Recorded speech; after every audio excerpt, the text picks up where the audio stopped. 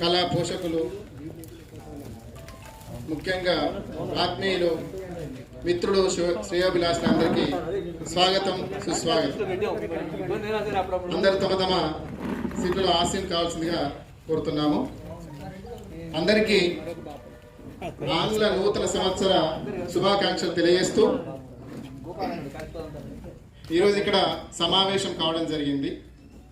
చక్కటి వాతావరణం, చల్లని గాలి, ఎటు చూసిన పక్షుల కిలకిల రావాలు మధ్య ఆనందం. నిజంగా ఉగాది వచ్చినట్టు అనిపిస్తుంది. చాలా సంతోషం. ఇంతటి చక్కటి ప్రాంగణం మాకు ఇచ్చినందుకు సార్కి. ఉదయ సాహితీ కరీంనగర్ ఆధ్వర్యంలో డాక్టర్ వైరాగ్యం ప్రభాకర్ గారి సంపాదకంలో వెలువడినటువంటి శ్రీ శార్వారి కవితా సంకలన పుస్తక ఆవిష్కరణకు ఇచ్చేసినటువంటి మహనీయులందరికీ స్వాగతం. ఈరోజు ఈ పుస్తకాన్ని ముఖ్య అతిథిగా విచ్చేసి గ్రంథాన్ని ఆవిష్కరిస్తున్నటువంటి కరీంనగర్ జిల్లా అదనపు పాలనాధికారి శ్రీ జీవి శ్యామ్ ప్రసాద్ లాల్ గారిని మీ కరతాళ ధ్వనుల మధ్య సాధారణంగా వేదిక మీదకి ఆహ్వానిస్తున్నారు. గట్టిగా చెప్పాలి. అదేవిధంగా సాహిత్య రంగంలో ఎంతో కృషి చేస్తూ ఎన్నో కవితా సంకలనాలను వెలువరిస్తూ చాలామందిని ప్రోత్సహిస్తూ సాహిత్యాన్ని కరీంనగర్ జిల్లాలో బతికిస్తున్నటువంటి శత కరపత్ర రచయితలు ఈరోజు ఈ శార్వారి కవితా సంకలనానికి అధ్యక్షులు, సభాధ్యక్షులు డాక్టర్ వైరాగ్యం ప్రభాకర్ గారిని వేదిక మీదకి సాధారణంగా ఆహ్వానిస్తున్నాం. అదేవిధంగా ఈరోజు ఈ పుస్తక ఆవిష్కరణకు ఇచ్చేసిన విశిష్ట అతిథి కవి, రిటైర్డ్ డిప్యూటీ కలెక్టర్ గారు శ్రీ బండారు వెంకయ్య గారిని కూడా వేదిక మీదకి సాధారణంగా ఆహ్వానిస్తున్నాం కరతోలదన మధ్య.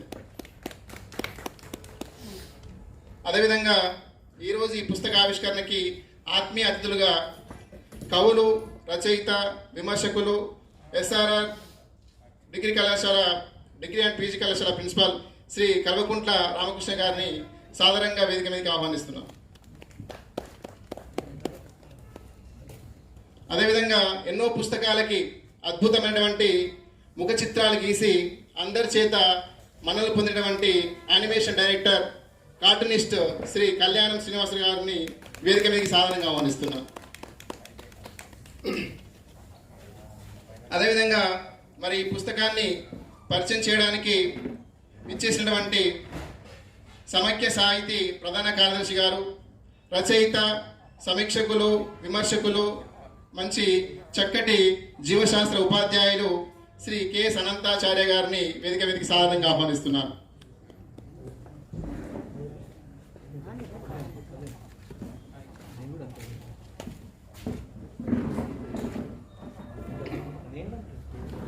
ఈరోజు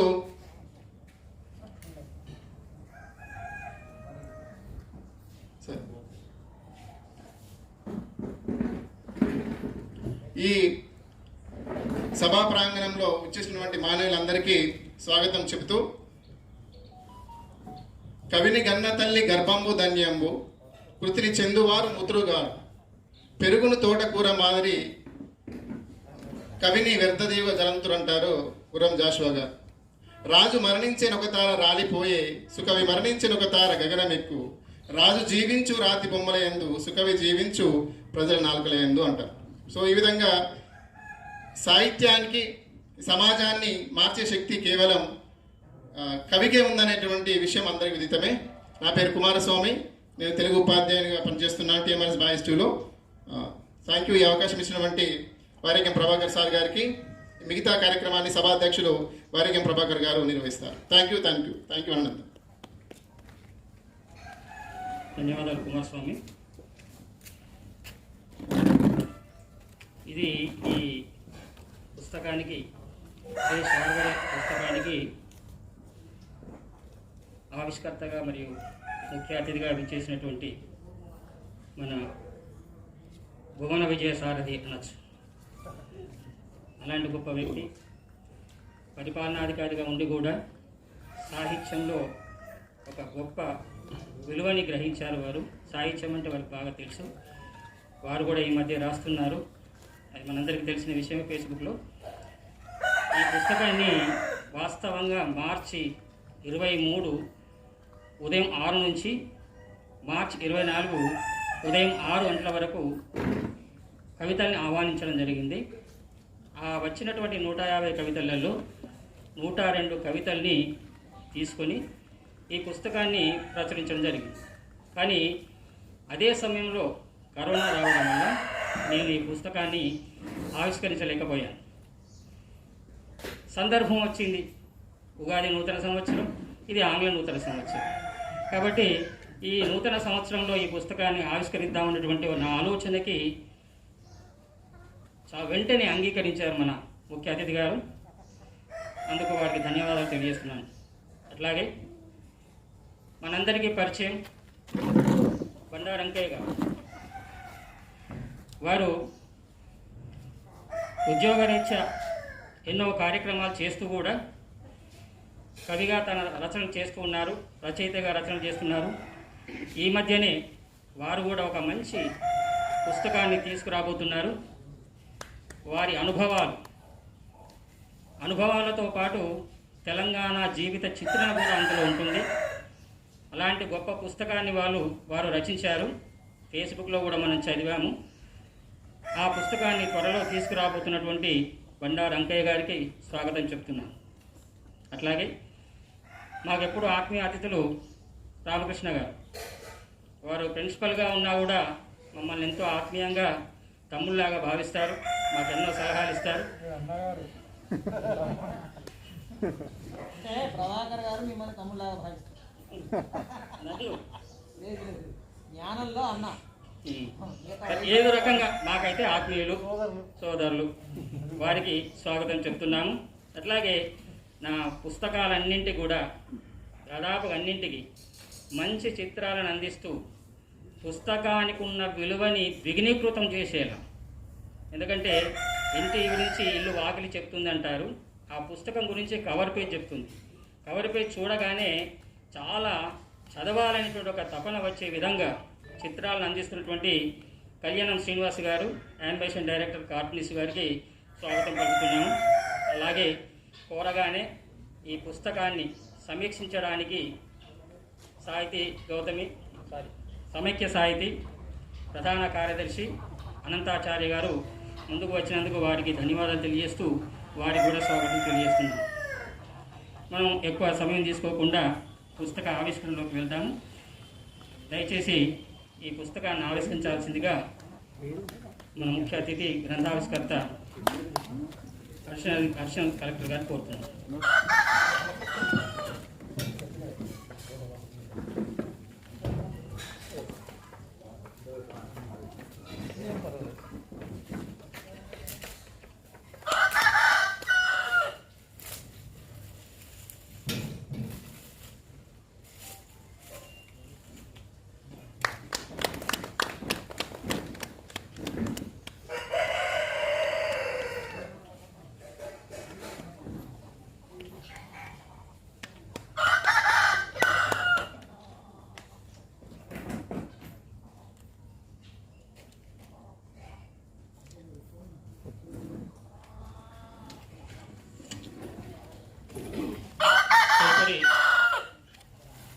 ఇంకొక ముఖ్య విషయం ఏంటంటే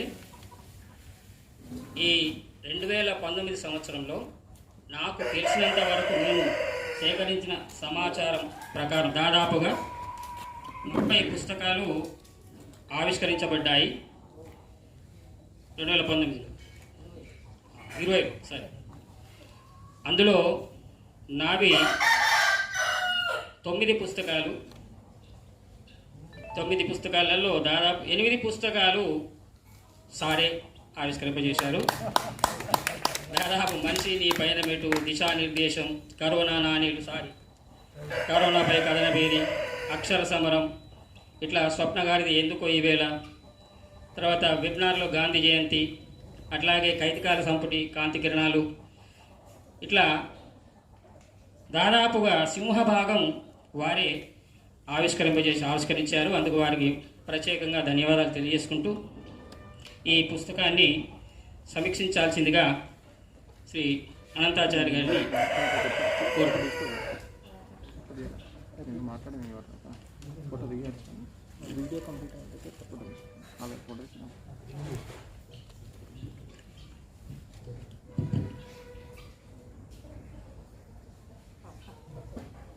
తప్పదు.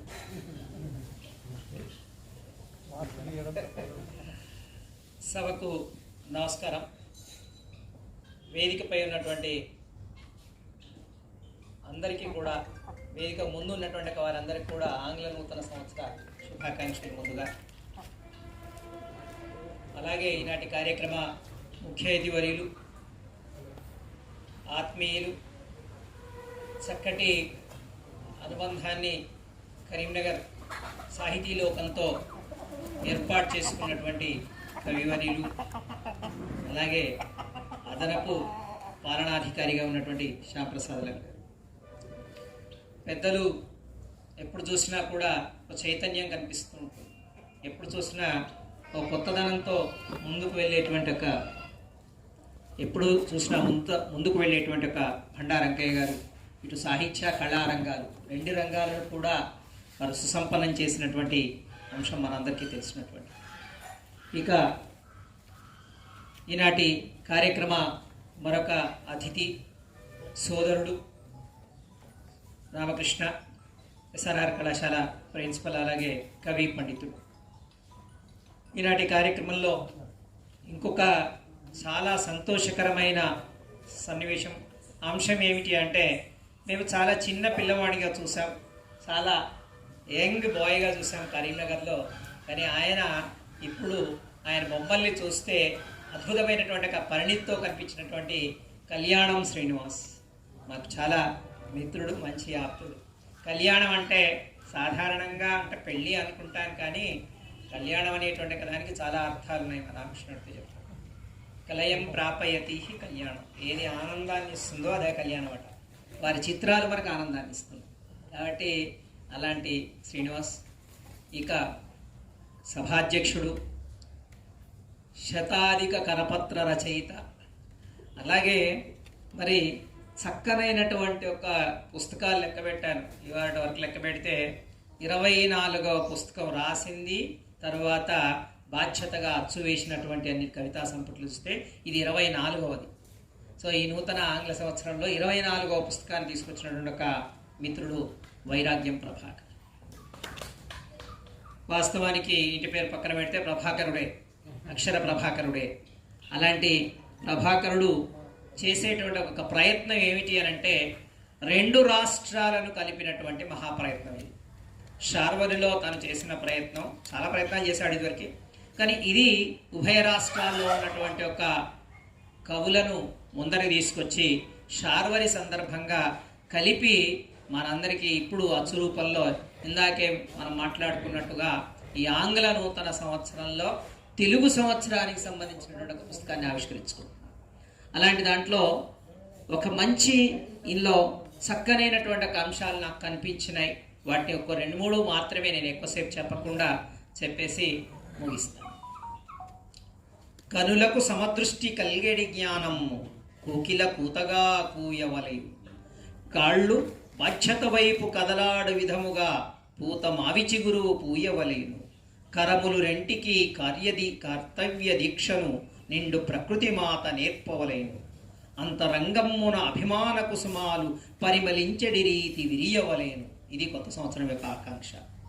ఎంత కొత్తగా ఆకాంక్షించినాడు కవి అంటే ఇలా సూర్యనారాయణ గారు, కరములు రెంటికి కర్తవ్య దీక్షను నిండు ప్రకృతి మాత నేర్పవలను. ఇంతకన్నా ప్రకృతి ఏం లేదు. ఇంకొకసారి మీరు గమనించండి, 2 కరాలు కూడా ప్రకృతిని ఆరాధించడం అనేటువంటిది, ప్రకృతిలో ఉండడం అనేటువంటిది, ప్రకృతిలో మమేకమైనటువంటి కవి కానీ లేకపోతే రచయిత కానీ ఒక ప్రత్యేకమైనటువంటి రీతిలో బహిర్గతం అవుతాడు. ప్రకృతిలో ఉన్నప్పుడు ప్రత్యేకమైనటువంటి ఒక రీతిలో బహిర్గతం అవుతాడు. ఇప్పుడు మనం అనాదిగా చూస్తున్నటువంటి ఒక సాహిత్యం వైపు కనుక చూస్తే, సాహిత్యము వాళ్లను ఏ వైపుగా తీసుకువెళ్ళింది అని అంటే, ఆ సాహిత్యంలో ఉన్నటువంటి ఒక ప్రకృతి వర్ణన అంతా కూడా నాటి నుంచి నీటి వరకు కొంచెం మనకు అది దూరమైంది కాబట్టి దాని లోపం జరిగింది అని నేను అనుకుంటున్నాను. అట్లాగే ఒక మంచి ఆలోచనలు కలిగించేటువంటి ఒక వాతావరణాలు ఆ రోజుల్లో ఉండేటువంటివి. అలా మళ్ళొక్కసారి ఈ వాతావరణం అనేటువంటిది ఒక కవికి స్ఫూర్తినిస్తుంది, కవి ఆర్తిని తీరుస్తుంది. అలాగే ఒక అత్యద్భుతమైనటువంటి ఒక అంశంలో అక్షరం తయారవుతుంది అనడానికి ఈ శార్వరి ఉగాది కవితా సంకలనం. శార్వరి అంటే ఇందులో కూడా రాశారు, మీకు అందరికీ తెలుసు. ఏమిటి అని అంటే చీకటి. ఈ చీకటిని తొలగిస్తూ వెలుతురు రావాలనుకున్నటువంటిదే కవుల ఆశావహ దృక్పథంతో రాసినటువంటి పుస్తకం ఇది. ఆశాబద్ధతే లోకే, లోకంలో ఉన్నటువంటి వాళ్ళందరూ కూడా ఆశతో జీవిస్తారు. ఆశ లేకపోతే ఎవరు జీవించలేరు, ఆశ లేకపోతే శ్వాసే లేదు. కాబట్టి ఆశతో జీవించడం అనేటువంటిది ఒక పాజిటివ్ థింకింగ్. అంటే ఇవాళ ఆ మాట చెప్తే వణుకుతాం, మళ్ళీ పాజిటివ్ అనే మాట చెప్తే ఇప్పుడు వణికేటట్టున్నాం. కాబట్టి నేను అందుకే చెప్పకుండా పాజిటివ్ అంటే వణుకుతాం. కాబట్టి పాజిటివ్ అంటే ఇక్కడ సానుకూల దృక్పథం నుంచి వచ్చినటువంటి ఒక చక్కని కళలన్నింటినీ ఏరి కోరి ఇక్కడ ఒక చోట చేర్చినారు. ఒక కలం అయితేనే కష్టం ఉంటుంది, ఒక కలం అయితేనే మనం వీరి ఒక కళానికే చాలా ఉప్పొంగిపోయాం. ఇప్పుడు ఇందులో దాదాపుగా 102 కళలు ఉన్నాయి. 102 కళలు కలిసి చేసినటువంటి ఒక కవనం ఇది. ఆ కవనాలన్నింటినీ సంకలనం చేసినారు డాక్టర్ వైరాగ్యం ప్రభాకర్ గారు. అందులో మనం చూస్తే ప్రధానమైనటువంటి ఒక అంశం ఈ శార్వరిలో మొత్తం అందరినీ ఏమిటి అని అంటే ఒక్కటే, ఇవాళ ప్రపంచం అంతా కూడా వణికిపోయేటువంటి ఒక కరోనా వల్ల మనం ఒకంతగా దూరమయ్యా అనేటువంటి ఒక బాధ ఇందులో కనిపిస్తుంది.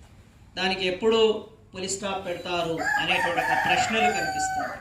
అలాగే దానివల్ల జీవన సరళి ఏ విధంగా మారిపోయింది. వాళ్ళ జూమ్ల మీటింగ్లకు వెళ్ళాం, మళ్ళీ ఇప్పుడు కొంచెం మనం భయంగానే కలిసేటువంటి ఒక ప్రయత్నం చేస్తున్నాం. అలాంటి ప్రయత్నంలో ఇందులో చాలా ఒక గమ్మత్తుగా చక్కనైనటువంటి ఒక అంశాలతో పోయమ్స్ అన్నీ ఉన్నాయి. అందుకే ఏమంటారు, అచ్చట్లు ముచ్చట్లు లేవు, బంధువుల రాకపోకలు బంధు, ఒంటరిదైన వసంతం, ఉలుకు పలుకు లేని ఉగాది లక్ష్మి. చాలా గమ్మత్తు, ఉలుకు పలుకు లేని ఉగాది లక్ష్మి అంటే ఎందుకంటే రాగానే ముందు తోరణాలు పెట్టడం, హడావిడి చేయడం అన్నీ ఉంటాయి. మనకు నిన్న పరిస్థితి చూస్తే రోడ్ల మీద ఎంత హడావిడి ఉన్నది అనేటువంటి. అట్లా మరి హడావిడి ఉలుకు పలుకు లేని ఉగాది లక్ష్మి సైలెంట్గా వచ్చింది. దాని సైలెంట్ కారణం ఏమిటి అంటే డాక్టర్ చీదెల్ల వారు ఏమంటారు, సీతామహాలక్ష్మి చాలా చక్కనైనటువంటి ఒక అంశాన్ని అందులో చెప్పినారు. చక్కగా అంటే ఎంత గమ్మత్తుగా అంటే ఒంటరిదైన వసంతం. మనం వసంత ఆగమనమే అంటే శుకపికాలన్నీ ఉంటాయి, తర్వాత కొత్తదనం అంటూ వస్తుంది, ఇదంతా ఆలోచన ఉంటుంది. ఈ ఆలోచన కాకుండా ఒంటరిగా ఉంటే ఆ ఒంటరితనం ఒక భయానకం, ఒక చీకటి, ఒక ఆందోళన, ఒక తెలియనైనటువంటి ఒక అంశం మన లోపల చోటు చేస్తుంది. దానిలో ఉన్నాము అని చెప్పడానికి ప్రత్యేకంగా చెప్పినారు. అలాగే ఉగాది తల్లి నీకు ఏమని ఆహ్వానం పలికేది ఒకళ్ళు అంటారు. అందులో కవిత అనే అనంతపూర్ నుంచి అంటారు, ఉగాది తల్లి నీకు ఏమని ఆహ్వానం పలికేది. ఎలా ఆహ్వానం పలకటానికి నేను సంసిద్ధంగా ఉన్నప్పటికీ నాకు వాతావరణం అనుకూలించట్లేదు, నాకున్నటువంటి ఒక పరిస్థితులను నన్ను అనుకూలించట్లేదు, అందువల్ల ఎట్లా పలుకాలి. ఇందులో చాలా రకరకాలైనటువంటి అంశాల్లో ఒక్కొక్కళ్ళ గొంతు ఒక రకంగా ఉంది. అంటే అన్ని కోయిలలు కూసినా కోయిల్లో కూడా ఆ కోయిల కూతల్లో కూడా ఆ కోయిలలో బట్టి ఉంటుందట. ఆ కోయిల యొక్క వయసును బట్టి, ఆ కోయిల యొక్క దాన్ని బట్టి కూసేటువంటి ఒక కూత కూడా మారుతుందట. అలానే ఇందులో కూసేటువంటి ఒక కూతలు కూడా మరి ఒక్కొక్క రకంగా ఉన్నాయి. బుజ్జి పిందెల జూకాలు అంటారు. ఎంత గొప్ప మాట ఇదంటే, జూకాలుగా వాడుతున్నారు. ఆవిడ సునంద గారు ఖమ్మం నుంచి రాస్తూ, ఈ మామిడి పిందెలు చిన్న పిందెలు ఎట్లా ఉన్నాయి అంటే జూకాల్లాగా ఉన్నాయట. అది స్త్రీలు పెట్టుకుంటారు కాబట్టి అందంగా ఉంటుంది, కాబట్టి ప్రకృతికి అది జూకాలు అని వాడుకోవడం మనకు ఒక మంచి మెటఫర్ కనిపిస్తుంది. అట్లానే సాధారణంగా తెలుసు ఒక ఉత్తేజం ఉండాలని మనకెప్పుడు. అంటే భారతీయులు చెప్పినటువంటిది ఏదైనా కూడా సనాతనమైనా కూడా అందరం ఏం ఆలోచిస్తాము అంటే ఇది వెనకటిది అనేటువంటి ఒక ఆలోచన. ఇప్పుడు ఏదో అడ్వర్టైజ్మెంట్ వస్తుంది, మీరు ఎప్పుడు చూసి ఉంటారు, మీరు ఉప్పు జ్ఞానం అని ఒక అడ్వర్టైజ్మెంట్ వస్తుంది, ఉప్పు జ్ఞానం అని. ఈ ఉప్పు జ్ఞానం ఎప్పుడు అంటే కొన్ని వందల వేల సంవత్సరాల కింద నుంచే బొగ్గుతో ఉప్పుతో మొహం కడుక్కున్నటువంటి ఒక సంప్రదాయం భారతదేశంలో ఉన్నది. అలాగా ఉప్పు ఉత్తేజాన్ని కలిగిస్తుంది. ఉప్పుతోని ఉత్తేజం ఎట్లా వస్తుంది అనే దానికి రమేష్ నెల్లూరు నుంచి చాలా మంచి ప్రయత్నం చేసినాడు వారి కవితలు. ఇట్లా చాలా అంశాలు, ఒక్క అంశాలు కాదు, మానవత్వానికి సంబంధించినటువంటి అంశాలు. ఇవాళ మనం చూస్తే బయటికి వెళితే రోడ్ల మీద జరిగేటువంటి ప్రతి సందర్భం, అంటే కొన్ని సందర్భాలు కొంతమందిని వెతుక్కుంటూ వస్తుంటాయంట. అలా సందర్భం వెతుక్కుంటూ వస్తే కవిత్వం అద్భుతంగా ఉంటుంది. అలా సందర్భాలు మనకి అనుభవాలైతే, ఆ అనుభవం కవిత్వం అయితే, ఆ అనుభవంలో కవిత్వం అయితే, కవిత్వంలో వచ్చేటువంటి భావోద్వేగం ప్రతి అక్షరం కూడా కదిలిస్తుంది. అలా కదిలించేటువంటి ఒక అక్షరాలు మనకి ఎప్పుడూ కూడా వెన్నాడుతూనే ఉంటాయి. కవిత్వం చదివితే ఎట్లా ఉండాలి అంటే వెన్నాడినట్టు ఉండాలి, అంటే వెంటాడినట్లు హంటింగ్ ఉండాలి. నిద్రపోయినా కూడా హంటింగ్ ఉండాలి. ఎవరో రాస్తాడు ఒక ఆయన, ఎంత బాగా రాశాడు చూడండి. మట్టి నవ్వితే పరమాన్నం, నీరు నవ్వితే చైతన్యం, నిప్పు నవ్వితే వెలుతురు, గాలి నవ్వితే ఊపిరి. ఇది కవిత్వం. ఇలా ఉండాలి కవిత్వం. సో ఇట్లాంటి కవిత్వము ఎప్పుడు కూడా కవిత్వము కదిలిస్తుంది. కవి చేసేటువంటి ఒక ప్రయత్నం ఏంటి అంటే సమాజాన్ని కదిలించేటువంటిది, సమాజ హితాన్ని కోరేటువంటిదే కవిత్వం. అలాంటి కవిత్వాన్ని రకరకాలైనటువంటి అంశాల్లో రాస్తారు. ఒక గొప్ప మాట చూడండి. బొమ్మ విమల గారు ఒక మాట చెప్తారు. 60 సంవత్సరాలు అందరం చూస్తాం, అందరము 60 సంవత్సరాలని తెలుసు, తెలుగు సంవత్సరాలు వస్తూ పోతూ ఉంటాయి. ఇప్పుడు శార్వరి తర్వాత ప్లవ వస్తుందని తెలుసు మనకు. కానీ ఆ మాటను కవిత్వీకరిస్తే ఎలా ఉంటుందో చూద్దాం. 60 పేజీల పుస్తకాన్ని రచించి వెలువరించిన సంపుటము ఉగాది. చక్కగా కొత్త నిర్వచనం, ఉగాదికి ఒక నిర్వచనం. అంటే ఇందులో నిర్వచనాలు కనిపిస్తూ ఉంటాయి. ఇలా విమల గారు ఒక మంచి నిర్వచనం ఇచ్చినారు. ఏమనంటారంటే 60 పేజీల పుస్తకాన్ని రచించి ఇక్కడ వెలువరించినటువంటి ఒక సంపుటం ఉగాది అన్నారు. ఆ సంపుటంలో చాలా అంశాలు ఉంటాయి. సంపుటంలో చాలా మంది కవితలు తమ యొక్క ఆశలు లేదా తమకు సంబంధించినటువంటి ఒక అభివ్యక్తి, ఒక్కొక్క రకమైనటువంటి దాంట్లో ఒక్కొక్క అభివ్యక్తి కనిపిస్తుంది. ఇలా అభివ్యక్తీకరించేటువంటి ఒక సందర్భం ఏమిటి అంటే ఉగాది. అభివ్యక్తీకరించే సందర్భం ఏంటి అంటే కొత్త ఆంగ్ల నూతన సంవత్సరం. కాబట్టి కవికి ఎప్పుడు కూడా సందర్భం వెతుక్కుండాల్సిన అవసరం లేదు. వచ్చిందంటేనే కవి కవనం కొనసాగుతుంటుంది. అలా కొనసాగేటువంటి ఒక దాంట్లో ఒక మాట ఏమంటారు ఇక్కడ అంటే, ఈ లాక్డౌన్ సమయంలో లేదా కరోనా సమయంలో ఏం జరిగింది, ఒక కోమటిరెడ్డి బుచ్చిరెడ్డి గారు నల్లగొండ నుంచి ఒక మాట అంటారు. మౌనంలో దేవుళ్ళు మనల్ని ఎవరు రక్షిస్తారు? దేవుడే మౌనంలో ఉన్నాడు, మనల్ని ఎవరు రక్షిస్తారు? అంటే ఈ రకమైనటువంటి ఒక ఆలోచన అనేటువంటిది ఒక రెండవ రకమైనటువంటి ఒక ఫిలాసాఫికల్ థింకింగ్, ఒక తాత్వికమైనటువంటి ఒక ఆలోచన. ఒక భావానికి ఒక తాత్వికతను చేకూర్చినప్పుడు అది ఏమవుతుంది, ఏం జరగబోతుంది, ఎలా అవుతుంది అనేటువంటి ఒక ప్రశ్నార్థకము మనలో ఒకటి ఉద్భవిస్తుంది. అలాంటి వచ్చినటువంటి దాంట్లోంచి ఇది. అలానే ఇంకో చోట పరిశుభ్రతను చాలా, అంటే మనకు తెలుసు కరోనా చేసిన, ఇంతకుముందు మాట్లాడుతున్నాం, కరోనా చేసిన మంచి పని ఉన్నది. ఇదేంటి అని అన్న, కరోనా కవులను మంచిగా తయారు చేసింది, బాగా రాసేవాళ్ళుగా తయారు చేసింది. కరోనా రాయని వాళ్ళని చేత రాయించింది. కరోనా ఎవరు చేయని పనులను చేయించింది, సాధన చేయించింది. అంటే కరోనా నేనేమంటానంటే సాధనా శూరులాగా చెప్తాను. అది సాధన చేయించినటువంటి ఒక కరోనా. ఏమంటారంటే ఇక్కడ నెల్లూరు నుంచి రమేష్, అపరిశుభ్రత పొరలు తీసి అనుక్షణం శుభ్రపడుతున్నాం. ఎంత బాగుంది చూడండి. ఏమీ లేదు, కవిత్వం ఎంత బాగా, ఒక వాక్యం అంతే, ఏకవాక్య తీర్మానం చేసింది. అపరిశుభ్రత పొరలు తీసి అనుక్షణం శుభ్రపడుతున్నాం. ఎలా శుభ్రపడుతున్నాం? ఈ మాటకి చాలా మనం ఒక 10-15 పేజీలు మా రామకృష్ణకి ఇచ్చేస్తే 10-15 పేజీల వ్యాసం రాసేస్తాం. అంటే శుభ్రపడడం ఎలా శుభ్రపడతాం? మనసుతో శుభ్రపడతాం. ఎలా శుభ్రపడతాం? హృదయంతో శుభ్రపడతాం. ఎలా శుభ్రపడతాము? కవిత్వంతో శుభ్రపడతాం. ఎలా శుభ్రపడతాము? ఆత్మను ఒక్కసారి నివేదన చేసుకొని, ఆత్మను ఒకసారి పరిశీలించుకొని, మనకి మనం ప్రశ్న వేసుకున్నప్పుడు దానికి జవాబు దొరుకుతుంది. అది ఇక్కడ పరిశుభ్రం అంటే శుభ్రపడడం. ఎలా శుభ్రపడతాం అంటే శుభ్రపడడానికి చాలా మార్గాలు. మనల్ని సంస్కరించుకోవడమే శుభ్రపడడం. మనం బట్టల్ని సబ్బు పెట్టి ఉతుకుతాం సాధారణంగా, కానీ మనల్ని ఏం పెట్టి ఉతుకుంటాం? ఆ ఉతుకోవడం అనేటువంటిది, మనల్ని మనం శుభ్రం చేసుకోవడం అనేటువంటిది, ఈ రకమైనటువంటి ఒక శుభ్రం చేసుకునేటువంటి ఒక విధానాన్ని చాలా చక్కనైనటువంటి ఒక అంశంలో చెప్తుంటాం. ఇంకా ఆయనే అంటున్నాడు, ఏకాకి సైనికులమై ఏదో శత్రువుతో పోరాడుతున్నాం. ఏకాకి సైనికులమై ఏదో శత్రువుతో పడుతుంది. అందరం ఇంట్లో ఉన్నాం, ఎవరికి వారే అనుకున్నాం, ఎవరికి వారే ఇప్పుడు వచ్చిన తర్వాత కూడా కరచాలనం చేయడం కష్టం అనిపిస్తుంది, దగ్గరికి రావడం కష్టం వస్తుంది, మాట్లాడడం కష్టం వస్తుంది, మాస్క్ తీస్తే ఏమవుతుందో భయం అనిపిస్తుంది. ఇలా ఆ శత్రువు ఒకటే శత్రువు, కానీ కోట్లాది మందిని వణికింపచేసేటువంటి శత్రువు. ఆ శత్రువు పైన తమ కళాలను ఎక్కిపెట్టినారు. అలాగే ఒక మంచి చక్కనైనటువంటి ఒక ఇది కనిపిస్తుంది మనకి ఇందులో పోయం.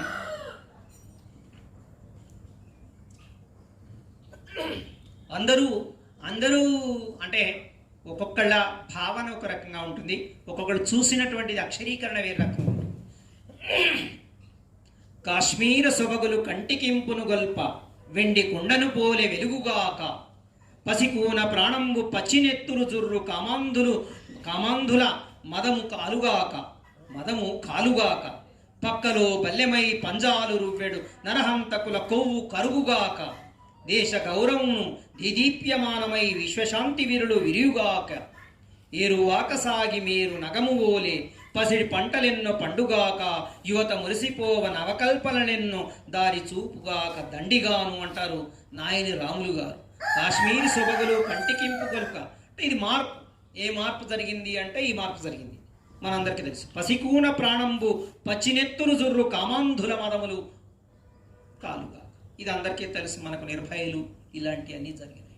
కాబట్టి అలాంటి వాటిని అన్నింటినీ జరగకుండా ఉండడానికి తాను ఆశించేటువంటి ఒక ఉగాది ఎలా ఉండాలి, తన దృష్టిలో ఉగాది, నా దృష్టిలో ఉగాది అని మా నాయని రాములు గారు చక్కనైనటువంటి ఒక సీస పద్యాల్లో మంచి జవాబుని చెప్పినారు. చక్కనైనటువంటి ఒక పద్యం ఎత్తుగడ చాలా బాగుంది. పద్యంలో ప్రతి పదం కూడా మనకి తెలిసినటువంటి, దీనికి మళ్ళీ అర్థాలు చెప్పుకోవాల్సినంతగా లేదు, సులభంగా అందరికీ అర్థమయ్యేటువంటి ఒక రీతిలో రాసినారు.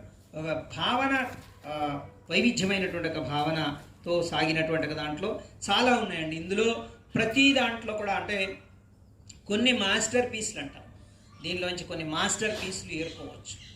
అట్లాగే వర్ధమాన కవులను కూడా మా ప్రభాకర్ గారు ముందర తీసుకెళ్ళారు. వర్ధమాన అంటే వర్ధిష్ణువులు అందరూ కూడా ఉన్నారు. 7వ తరగతి అబ్బాయి విఘ్నేష్ అర్జున్, జెడ్పిహెచ్ఎస్ నాచిపల్లి, వరంగల్ జిల్లా పిల్లవాడు. 7వ తరగతి. మూగజీవులపై జీవహింస తరగాలని ఆకాంక్ష, చాలా గొప్పగా మాట చెప్పినాడు. మూగజీవులపై జీవహింస తరగాలని అంటే ఇక ఆయన మాటలో చెప్పినాడు అంతే. అంటే ఆయన అర్థం ఏంటి అంటే జీవహింసలో తరగాలని. ఆ హింస అనేటువంటి తరిగితే ఒక హింసకు మనం పులి స్టాప్ పెట్టినప్పుడు ఏదైనా సాధించగలుగుతాం, అంతకన్నా ఎక్కువ లేదు. ఇవాళ హింస అనే మాటను చూస్తే ఎక్కడైనా వాడుకోండి మీరు. ఇంటి నుంచి మొదలవుతుంది హింస, ఇంటి నుంచి మొదలవుతుంది, గృహహింస నుంచి మొదలవుతుంది, ఆఫీస్ నుంచి మొదలవుతుంది, లేకపోతే సమాజం నుంచి మొదలవుతుంది, లేదా మనం చేసుకున్నటువంటి మనం ఉన్నటువంటి ఒక పరిసరాల్లో మొదలవుతుంది. మా వెంకటేశ్వర్ల గారు కూడా అంటారు, ఎక్కడో ఆయన కవిత్వంలో నేను చూసిన దాంట్లో ఇన్స్పెక్టర్ వస్తే ఏమవుతుందని రాసుకున్నాడు. అది కూడా అంతే, దానికే. సో ఇట్లా చాలా అంశాలను మరి మన కళ్ళ ముందు ఉంచినారు, చిన్నటువంటి ఒక వాళ్ళ దగ్గర నుంచి. అందుకే ఇంకొక మాట చెప్తాను, శ్రీనివాసమూర్తి చీరాల అతను జీర్ణ దేహాన్ని వదిలి కొత్త కాయాన్ని పొందడానికి ఎదురు చూసే తప్త జీవులం. చాలా గొప్ప మాట ఇది, తప్త జీవులం. తప్త అంటే ఒక ఎదురు చూస్తాం అన్నమాట. మరి ఏదైనా మార్పు వస్తుందా, వ్యాక్సిన్ వస్తుందా, ఇంకేదైనా వస్తుందా, లేదా ఏదైనా వాతావరణంలో మార్పులు వచ్చి అదే వెళ్ళిపోతుందా, లేకపోతే మనకేమన్నా ఉంటుందా?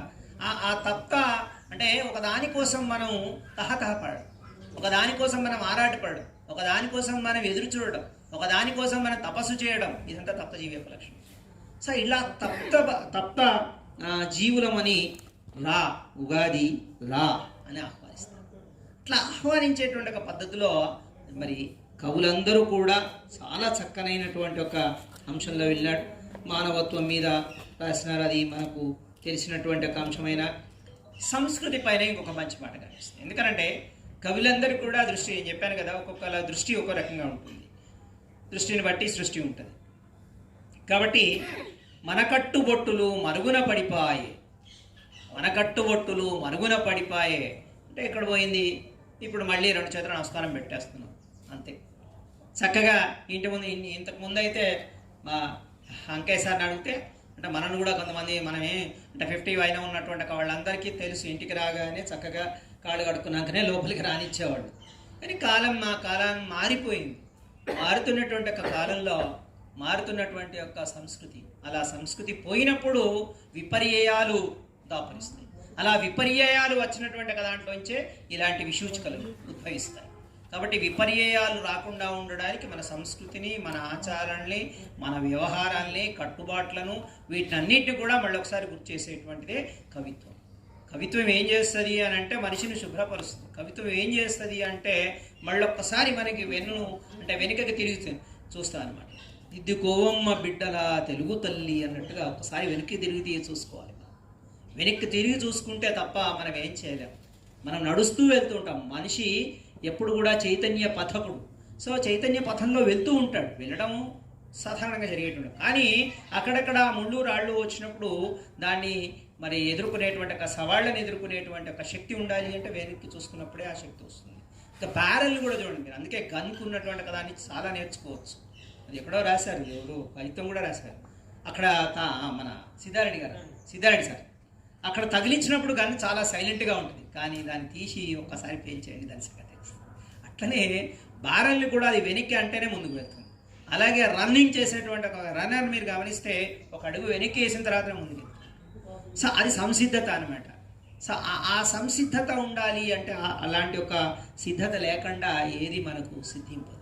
కాబట్టి ఒక అడుగు వెనక్కి వేసి ఒక ముందుకు వెళ్ళడం అనేటువంటి ఒక చైతన్యమైనటువంటి ఒక లక్షణం. అలాంటి ఒక లక్షణాల్ని, అలాంటి ఒక అంశాలన్నింటినీ కూడా క్రోడీకరించి మనకు చాలా చక్కనైనటువంటి ఒక కవిత్వాన్ని తీసుకొచ్చినారు. ఈ శార్వరి సందర్భంగా ఉగాది సంకలనాన్ని తీసుకొచ్చినారు. ఇక ఈ అంశాన్ని నేను చెప్పకుంటే ఈ పుస్తక సమీక్ష చేసినట్టు కాదు. ఒకసారి మీరు గమనించండి, ఒక చక్కనైనటువంటి ఒక చెట్టు మీద మనందరికీ తెలుసు రామచిలుక కూర్చున్నటువంటి ఒక చిలుక ఇక్కడే ఉంది సార్. ఈ చిలుక మరి మన మిత్రుడు కళ్యాణం శ్రీనివాస్ గారు కలర్ని మార్చేశారు. సో దీన్ని ఏం చేసుకున్నారు, నలుపు రంగులో వేసుకున్నారు. వేసుకోవడమే కాదు, దానికి ఒక మూతికి మాస్క్ పెట్టేశారు. మూతికి మాస్క్ పెట్టేసి పైనుంచి కరోనా భయపెట్టుకుంది. సో ఈ ముఖ చిత్రము అనేటువంటిదే దీంట్లోంచి అంటే హృదయాన్ని పట్టేసుకున్నారు. చక్కనైనటువంటి ఒక ముఖ చిత్రాన్ని నాకు చాలా సంతోషం అనిపించింది. ఇప్పుడు కూడా చూస్తే ఆ బాపు చిత్రాలు గుర్తొస్తున్నాయి. చక్కనైనటువంటి ఒక ముఖ చిత్రం కళ్యాణం శ్రీనివాస్ గారు వేసినారు. అలాగే వైరాగ్యం ప్రభాకర్ గారు ఏం కష్టపడుతున్నారో తెలియదు, ఎలా దీనికోసం మరి నిధి సేకరిస్తున్నారో తెలియదు, కానీ వారు రెండవ విధి అంటే ఇప్పటివరకు ఉపాధ్యాయ విధి ఉంది, రెండవ విధి మరి పుస్తకాలు వేయటం, అచ్చు వేయటం. ప్రతి నెలలో నేను అనుకుంటాను ఇప్పుడు చెప్పారు కదా సారు 9 పుస్తకాలు వేస్తే 8 పుస్తకాలు 2020లో 9 పుస్తకాల్లో 8 పుస్తకాలు సార్ ఆవిష్కరించారు. అలాగే వారికి ఇంకా ముందు జీవితం అని అంటే ఫిబ్రవరి నుంచి వారు కూడా స్వేచ్ఛాజీవి అవుతారు కనుక అప్పుడు ఇంకా ప్రత్యేకమైన కార్యక్రమాలు వారు ఏం చేస్తారో అర్థం కాదు. అంతేనా? సో మీరు ఎట్లా ఆదేశిస్తే మేము అట్లా ఆదేశాలు మీ ఆచరణ మాది, అనుపాలన కూడా మీదే, ఆచరణ మాత్రమే మాది. అలాంటి ప్రభాకర్కి ప్రత్యేకమైనటువంటి ఒకసారి గట్టిగా చెప్పడం, ఎందుకంటే ఇది ఒక మహత్తరమైనటువంటి ఒక పని. పుస్తకాలు వేయడం ఎంత కష్టమైనటువంటిది అనేటువంటిది అంటే ప్రత్యేకంగా నాకెందుకు తెలుసు అంటున్నానంటే ఉగాది ఇప్పటి వరకు 6 సంకలనాలు తీసుకొచ్చాను. 6 సంకలనాలు తీసుకొస్తే 600 కష్టాలు పడాల్సిన పరిస్థితి. సో అట్లా మరి వారు ఎంత కష్టపడుతున్నారో తెలియదు ప్రభాకర్ గారు. కానీ ఆయన చక్కనైనటువంటి ఒక ప్రణాళిక చేయదు కాదు. ఎవరి పుస్తకాలు తీసుకొచ్చినా కూడా మన వీరి పుస్తకమైనా ఇంకొక పుస్తకమైనా అన్ని పుస్తకాలు తీసుకురావడం అనేటువంటి ఒక దానికి వెన్నుదన్నుగా ఇస్తున్నటువంటి మా ప్రభాకర్ గారికి ప్రత్యేకమైనటువంటి ఒక అభినందన తెలియజేస్తున్నాను. అలాగే మరి వేదిక పైన పెద్దలందరికీ కూడా నమస్సులు. మరొకసారి మీ అందరికీ ఆంగ్ల నూతన సంవత్సర శుభాకాంక్షలతో ధన్యవాదాలు.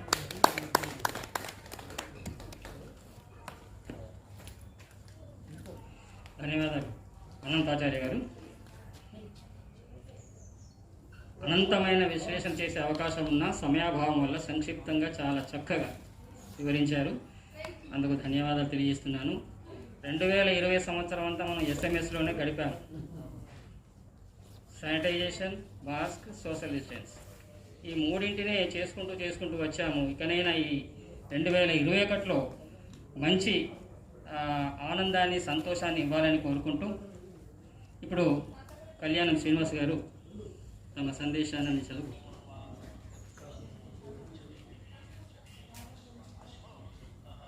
సభకు నమస్కారం.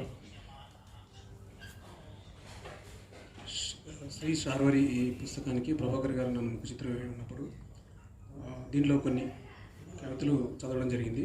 దీంట్లో నేను ప్రధానంగా ఫీల్ అయింది ఏంటంటే, ఇక్కడ యాక్చువల్గా అనంతచారి గారు క్షమించాలి, ఇది కోకిల, ఇది చిలిక కాదు, కోకిల. జనరల్గా ఏంటంటే మనకు ఉగాది సందర్భంలో, ఉగాది వచ్చే సమయంలో కోకిల కూస్తుంది. కోకిలను కవులతో పోల్చడం సర్వసాధారణంగా మనకున్న సంప్రదాయం. దాన్ని దృష్టిలో పెట్టుకొని ఇక్కడ ఈ కోకిల అంటే వీళ్ళందరూ కవులు, ఈ దీంట్లో ఉన్న వాళ్ళందరూ సింబాలిక్గా దీన్ని వేయడం జరిగింది. అయితే ఈ కరోనా వచ్చి ప్రజల్ని ఇబ్బంది పెడుతున్నప్పుడు, భయపెడుతున్నప్పుడు ప్రధానంగా స్వీయ రక్షణ అనేది కీలకమైంది. స్వీయ రక్షణ తీసుకుంటూ ప్రజల్ని చైతన్యవంతులు చేస్తూ కరోనా బారి నుండి ప్రజలను రక్షిస్తున్నారు ఈ కవులు అని చెప్పే సందేశాత్మక చిత్రమే ఇది. అందుకే దీని ముందర కోకిల అంటే వీళ్ళందరూ కవులు. ఈ కవులందరూ ఈ మనం లాక్డౌన్ అంటారు కదా, అందుకే ఇది కిటికీ. ఇది అంటే కిటికీ లోపల నుంచి తను కవులందరూ సందేశాన్ని పంపిస్తున్నారు, చైతన్యవంతులు చేస్తున్నారు కవులందరూ. సో దానికి ఏంటంటే కోకిలకి కిటికీ అంటే ఏంటంటే తన కొమ్మలతో కట్టుకునేది అవుతుంది కనుక అది కొమ్మలతో దాన్ని చూపించడం జరిగింది. అట్లాగే తన మాస్క్ కూడా ఉంది. మాస్క్ ప్లస్ తర్వాత లాక్డౌన్, ఇవి రెండు పాటిస్తే మనం ప్రధానంగా కరోనా వచ్చిన తర్వాత ఈ అంశాలను మాత్రమే మన వైద్య ఆరోగ్య శాఖ వాళ్ళు మాకు రికమెండ్ చేశారు కనుక ఆ నిబంధనలు పాటిస్తూ, స్వీయ రక్షణ పాటిస్తూ, ప్రజలను చైతన్యవంతులు చేస్తూ కరోనాను పారదోలడం, కరోనాకు దూరం చేసే ప్రయత్నం చేశారు కవులు. ఇంత విపత్కర పరిస్థితుల్లో కూడా వీళ్ళు కామ్గా కూర్చోలేదు, వీళ్ళ బాధ్యత నెరవేరుస్తూ ముందుకెళ్తున్నారనే సందేశాన్ని ఇచ్చే ప్రయత్నంలో ముఖ్యమైన జరిగింది. ఈ అవకాశం నాకు కల్పించిన ప్రభాకర్ గారికి ధన్యవాదాలు. Thank you. అందుకే అంటే ఇక్కడ మీకు ఇక్కడ ఈ వాళ్ళు ఇక్కడ మ్యూజిక్ సంబంధించిన, సంగీతానికి సంబంధించిన ఇండికేషన్స్ ఉన్నాయి. అంటే కవిత పాట రూపంలో ఉంటుంది లేదా సంగీత రూపంలో ఉంటుంది అనేది మనకు తెలుసు. అందుకే మౌత్ ఓపెన్ చేసింది, అంటే పాడుతూ ఉన్నారు, కవులు ఆలాపిస్తూ ఉంటారు. ఆలాపించే ప్రయత్నం ఏంటంటే చైతన్యం నింపుతున్నారు, అవేర్నెస్ చేస్తున్నారు అనే ప్రయత్నంలో చిత్రం. Thank you sir. ధన్యవాదాలు సార్. చిత్రలేఖకుడు ముందు ఆ పుస్తకంలో ఉన్నటువంటి సారాన్ని గ్రహించి దానికి అనుగుణంగా అనుకూలమైనటువంటి, ఎలాంటి విమర్శ రానటువంటి చిత్రాలు గీయడానికి ప్రయత్నిస్తాడు. అందులో అందవేసిన చెయ్యి కళ్యాణ శ్రీనివాస్ గారిది. నేను ఇందులో ఒక పద్యం చదువుదాం అనుకున్నాను, అదే పద్యాన్ని ఉటంకించారు అనంతాచార్య గారు. మన కట్టుబొట్టులు మరుగున పడిపోయి పాశ్చాత్య సంస్కృతి భ్రాంతి జిక్కి, మన భాష మధురిమ మసక బారెను చూడ పరభాష శృంభన ప్రాభవమున, మానవ బంధాలు మన్నన గోల్పోయి ధనముకే దాసోహమనిరి జనులు, చింతింప వేగమై జీవన గమనంబు తడియారెను జనాలి ఎడదలందు, మాటనున్న శాంతి మనసునందున లేదు, చిక్కె ప్రజకరోన చేతులందు, శార్వరీది నీకు స్వాగత గీతిక రమ్ము రమ్ము సుఖ శుభములిడుము అంటూ ఆ రోజు పాడాల్సిన గీతం అనివార్య కారణాల వల్ల ఈ పుస్తకాన్ని ఈరోజు మనం ఆవిష్కరిస్తున్నాము. ఈ సందర్భంగా నిజంగా కరోనా చాలా మంచిది, మంచి పని చేసిందంటారు. ఎందుకంటే కవిత్వం ఎక్కడా కూడా ఆగలేదు. కరోనా వచ్చినా కూడా కవిత్వం ఆగలేదు, కవిత ధార ప్రవహిస్తూనే ఉంది. అందుకే ఈ కరోనా ఒక చిన్న 2-4 వాక్యాలు చదువుతాను చూడండి. రక్తమోడిన రహదారులు శ్వేత వస్త్రాలైనాయి, తలంటు పోసుకున్న ప్రకృతి మేలిమి ముత్యమైంది, ఆర్థిక బంధాలు తరిగి అనుబంధాలు వికసించాయి, మద్యం లేక కుటుంబాల ఆనందం ఆకాశమంతైంది, అహంతో హుంకరించిన మనిషిని అదుపులోకి తెచ్చింది, మరమనసుల మధ్య కరగని బంధాలను తెచ్చింది అంటూ ఒక చిన్న కవిత రాసుకున్నాను. నిజంగా ఈ కరోనా కాలంలో నేను మాత్రం 6 పుస్తకాలు తీశాను, 105 ప్రశంసా పత్రాలు పొందాను. అంటే వివిధ యూనివర్సిటీ, బెంగళూరు, మద్రాస్ ఇలాంటి యూనివర్సిటీలలో 5 పత్ర సమర్పణలు, సాహిత్య వేదికల మీద అంటే అంతర్జాల వేదికల మీద ప్రహేళికలు నిర్వహించారు. అలాంటివి అట్లాగే సమ్మేళనాలు, కవి సమ్మేళనాలు, అట్లాగే కవి సమ్మేళనాల్లో పోటీల్లో కూడా ఒకచోట 516, ఒకచోట 1016 ఇట్లా గెలుపొందాను. ఈ కరోనా కాలంలో 105 ప్రశంసా పత్రాలు కూడా పొందాను. చాలా సంతోషం అనిపించింది. మరి ఈ సందర్భంగా ఈ పుస్తకాన్ని గురించి ఇప్పుడే ఇచ్చాను సార్ పాపం రామకృష్ణ గారు, అయినా కూడా వారి వాగ్దాటికి ఏం అడ్డు లేదు, వారిని మాట్లాడాల్సిందిగా కోరుతున్నాను.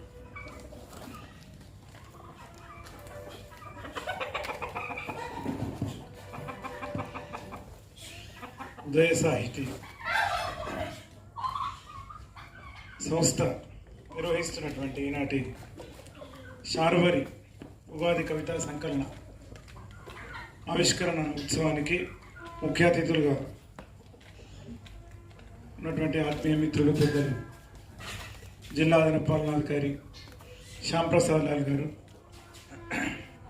సభాధ్యక్షులు డాక్టర్ వైరాగ్యం ప్రభాకర్ గారు, అందమైన ముఖ చిత్రాన్ని, దాని వెనుక ఉన్న పరమార్థాన్ని విప్పి చెప్పినటువంటి మిత్రులు కళ్యాణం శ్రీనివాస్ గారు, పుస్తకాన్ని అంతా కూడా మనకు ఇప్పుడు మధుర పదార్థాన్ని మన వాళ్ళు మీకు అందించినట్టుగా ఇందులోని మాధుర్యాన్ని అంతా పంచిపెట్టిన సోదరులు, పెద్దలు కెఎస్ అనంతాచార్య గారు, వేదిక ముందు భాగంలో ఉన్నటువంటి పెద్దలు, కవులు, ఈ సంకలనంలో పాలు పంచుకుంటున్న ప్రతి ఒక్క కవికి హృదయపూర్వక నమస్కారం.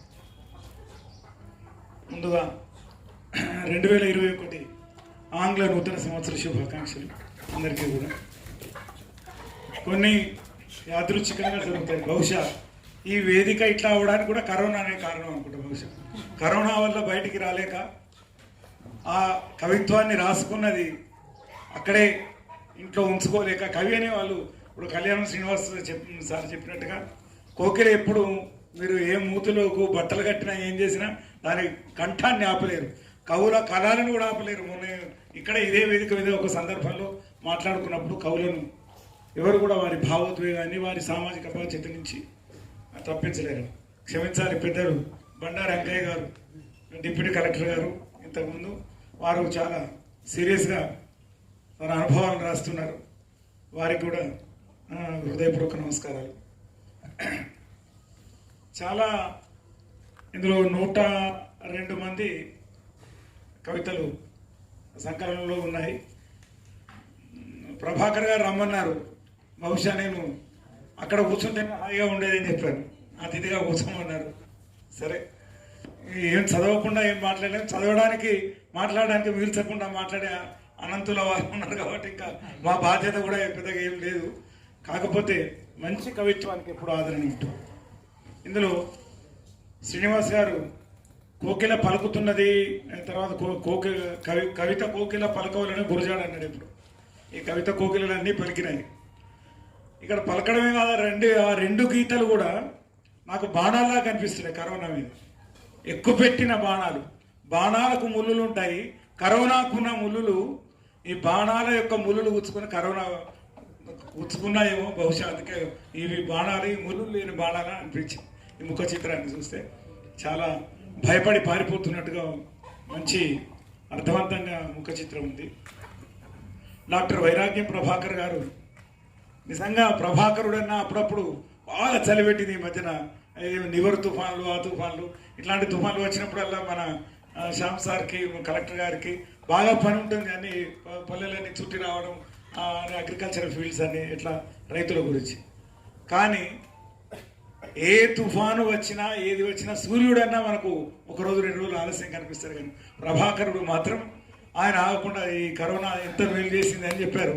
చాలా పుస్తకాలు వేశారు, ఎంతోమందిని తన సంకలనంలో బంధించారు.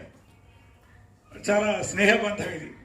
ఈ బంధం ఎప్పటికీ కూడా చాలా హృదయానికి ఆనందాన్ని ఇచ్చే మధురమైనటువంటి బంధం ఇది. నిజానికి శార్వరి అంటే చీకటి లేకుండా వెలుతురుకు విలువ లేదు.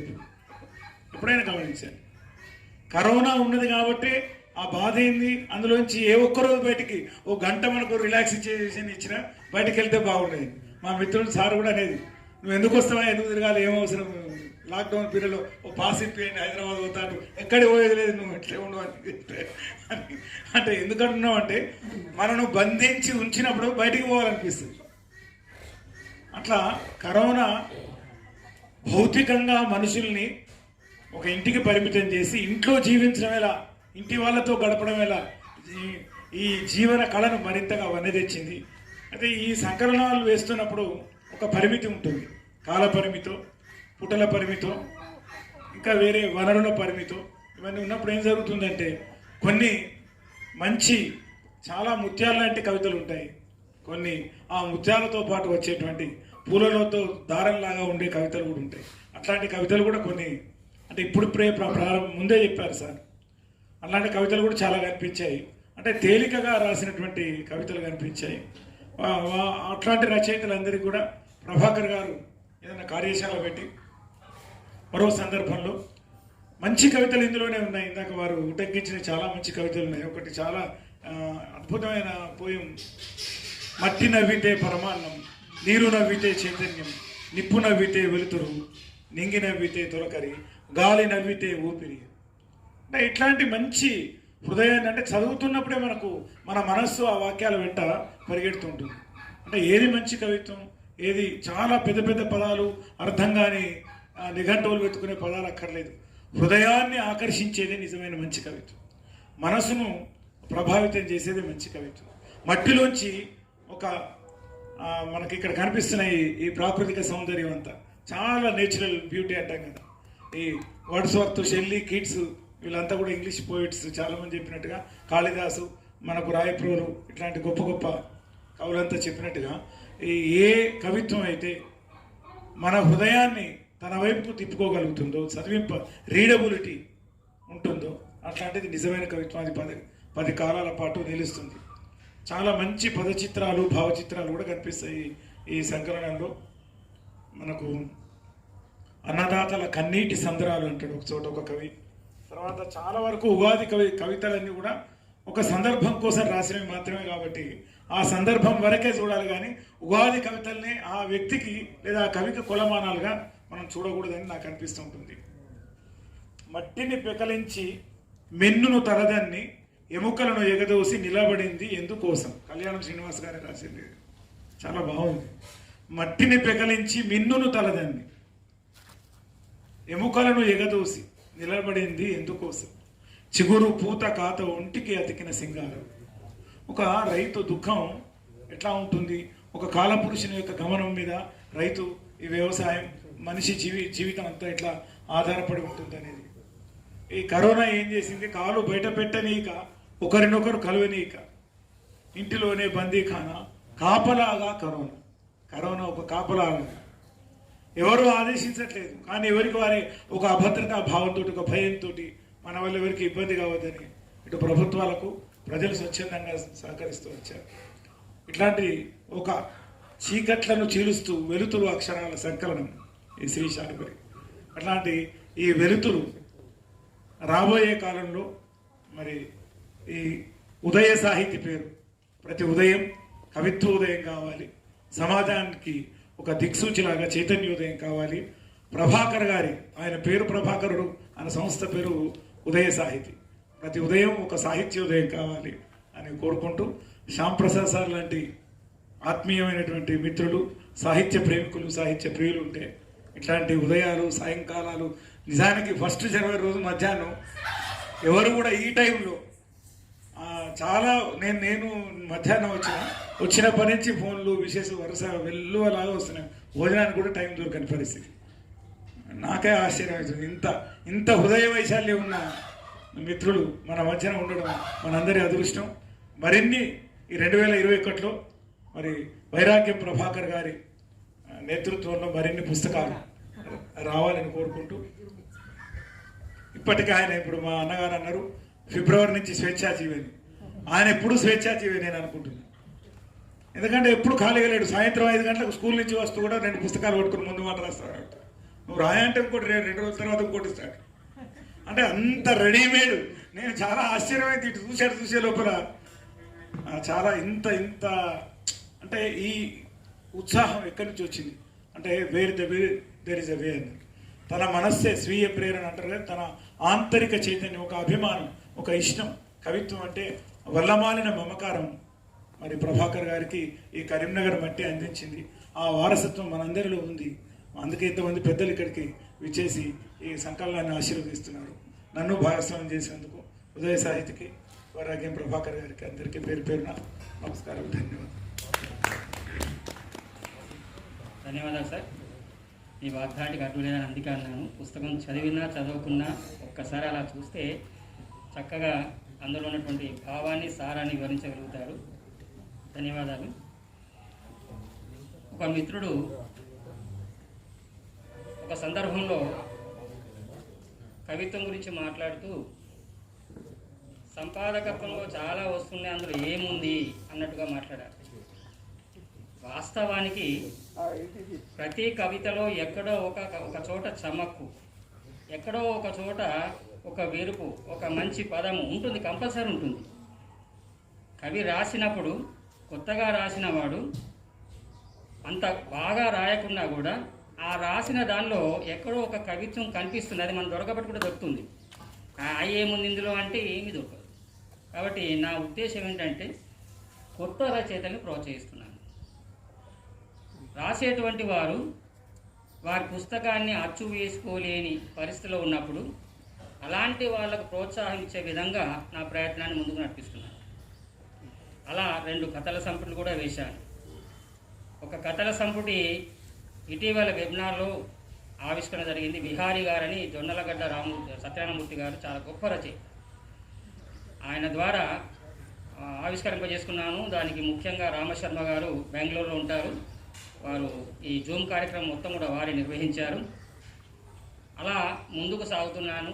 అందుకు కవులు, రచయితలు అందరూ నాకు ప్రోత్సాహం ఇస్తున్నారు. వారందరికీ ధన్యవాదాలు తెలుసుకుంటూ, ఇప్పుడు విశిష్ట అతిథిగా విచ్చేసినటువంటి అంకయ్య గారు మనందరికీ పరిచయమే. వారు ఈ మధ్య ఎక్కువగా రావడం లేదు. కాకపోతే నేను పిలవగానే వస్తానని మాట ఇచ్చినందుకు ముందుగా వారికి ధన్యవాదాలు తెలియజేసుకుంటూ వారి సందేశాన్ని అందించాల్సిందిగా కోరుతున్నాను.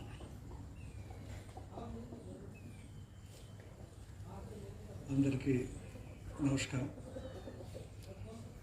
వయోభారం కొంత, ఇద్దరిద్దరకు కరోనా మరికొంత, కాలు బయట నుంచి పెట్టకుండా ఇంట్లో శ్రీమతులను కట్టిపడేసింది. ఈ వయసులో ఇంకేం తిరుగుతారు, ఇంకేం మాట్లాడతారు, చాలు అని నిజంగా కూడా మాట్లాడే శక్తి బాగా సన్నగిలింది. అందుకే చూస్తున్నాను, రాస్తున్నాను. అయినా ప్రభాకర్ గారి మీద ఉన్న మమకారం, ఆప్యాయత, ఆయన చేస్తున్న కృషి నిర్విరామంగా కరీంనగర్లో కాదు, యావత్ భారతంలో తిరుగుతూ సభల్లో, సమావేశాల్లో పాల్గొంటూ వచ్చిన తర్వాత ప్రెస్ నోట్స్ పంపిస్తారు కాబట్టి చదువుతున్నాం, చూస్తున్నాం. విశేషమైనటువంటి సాహితీ కృషి చేస్తూ ఇందాక చెప్పినట్టు ఈ తరం వాళ్ళకి ప్రోత్సాహాన్ని కూడా అందిస్తూ తన సంస్థను చిరస్థాయిగా ఉంచే ప్రయత్నంలో భాగంగా కార్యక్రమాలు చేస్తున్నారు. కాబట్టి నేను లేను, తను మా ఇంటికి వచ్చినప్పుడు నా బిడ్డ దగ్గరికి హనుమకుండా పోతే ఫోన్లో మొదటిసారి బయటకు మీ ఇంటికి వచ్చాను సార్, పుస్తకాలు పెట్టిపోతున్నాను, కానీ నేను పుస్తకం చదివిన కానీ పుస్తకం గురించి మాట్లాడను. మీకు తెలుసు ఎందుకు మాట్లాడను. అనంతాచార్య గారు మేము పక్కపక్కనే ఉంటాం. గాలి బాగా నాకు సోకింది, బాగా మాట్లాడే మనిషినే కానీ మాట్లాడకూడదని నిర్ణయించుకున్నా. రామకృష్ణ గారు ఉపన్యాసకులు, నేను ఎస్ఆర్ఆర్ కాలేజీ ఫస్ట్ బ్యాచ్ స్టూడెంట్ని, వారు ఇప్పుడు ప్రిన్సిపాల్ అక్కడ. గురువుగారి ముందు ఇంకా పుస్తకం గురించి మాట్లాడడం బాగుంది, కానీ 2-3 విషయాలు మాట్లాడాలి. మాట్లాడకపోతే ప్రభాకర్ గారికి తర్వాత కోపం వస్తుంది. ఏం సార్ మిమ్మల్ని విశిష్ట అతిథి అంటే ఏం మాట్లాడలేదని. మొట్టమొదటి చెప్పే మాట పొగడ్త అయిపోతుందనే భయం ఉంది, చెప్పకపోతే మనసు ఒప్పుకోవడం లేదు. నా పక్కన కూర్చున్న మిత్రులు, ఆత్మీయులు, పాలనాధికారి అందరూ వచ్చినప్పటి నుండి మ్యాషాం అనేవాళ్ళు, చెప్పేవాళ్ళు, రాసేవాళ్ళు ఒక 50 మంది దాకా నాకు పేర్లు చెప్తే ఆలస్యం అవుతుంది. ఆ తర్వాత 1 రోజు 2 రోజులకు నాకు అర్థమైంది వాళ్ళ నాన్న మేము కలిసి కార్యక్రమాలు చేసాము హుస్నాబాద్లో 1961 నుంచి 63 వరకు నాటకాలు వేసినాం, ఎన్నో సాంస్కృతిక కార్యక్రమాలు చేసినాం. ఒక మంచి ఆలోచనే కాకుండా సహృదయత సంస్కారాన్ని జమిలిగా కలుపుకొని తన వ్యక్తిత్వాన్ని కరీంనగర్లో అంతెత్తుకు తీసుకుపోతున్న మా శ్యామ్ని మనస్ఫూర్తిగా అభినందిస్తున్నాం. ఆయనతో ఈరోజే ముఖాముఖి మాట్లాడుతున్నాం. కొంతమంది రాగానే వచ్చి కలుస్తారు, కానీ కలవడానికి నాకు శక్తులు అయిపోయి కలవలేదు. ఇవాళ సంతోషంగా ఉంది. ఇది మొదటి మాట. ఇక రెండవది, ఈ గడ్డ మీద పుట్టినందుకు నేను గర్వపడే మాట.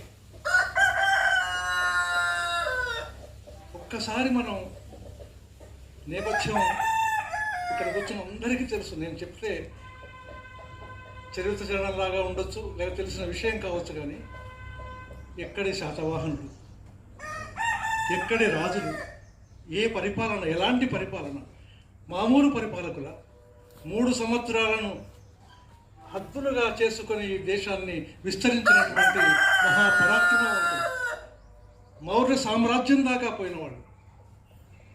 ఆ శాతవాహనుల గడ్డ నేను పుట్టిన గడ్డ కావడం నాకు ఎంతో గర్వంగా ఎప్పుడూ భావిస్తూ ఉంటాను. అందుకొక్కటే రాజులు కాబట్టే కాదు, ఎంత గొప్ప సాహితీకారుడు. హరచక్రవర్తి రాసినటువంటి పుస్తకం మీ అందరికీ తెలుసు, గాథా సప్తశతి.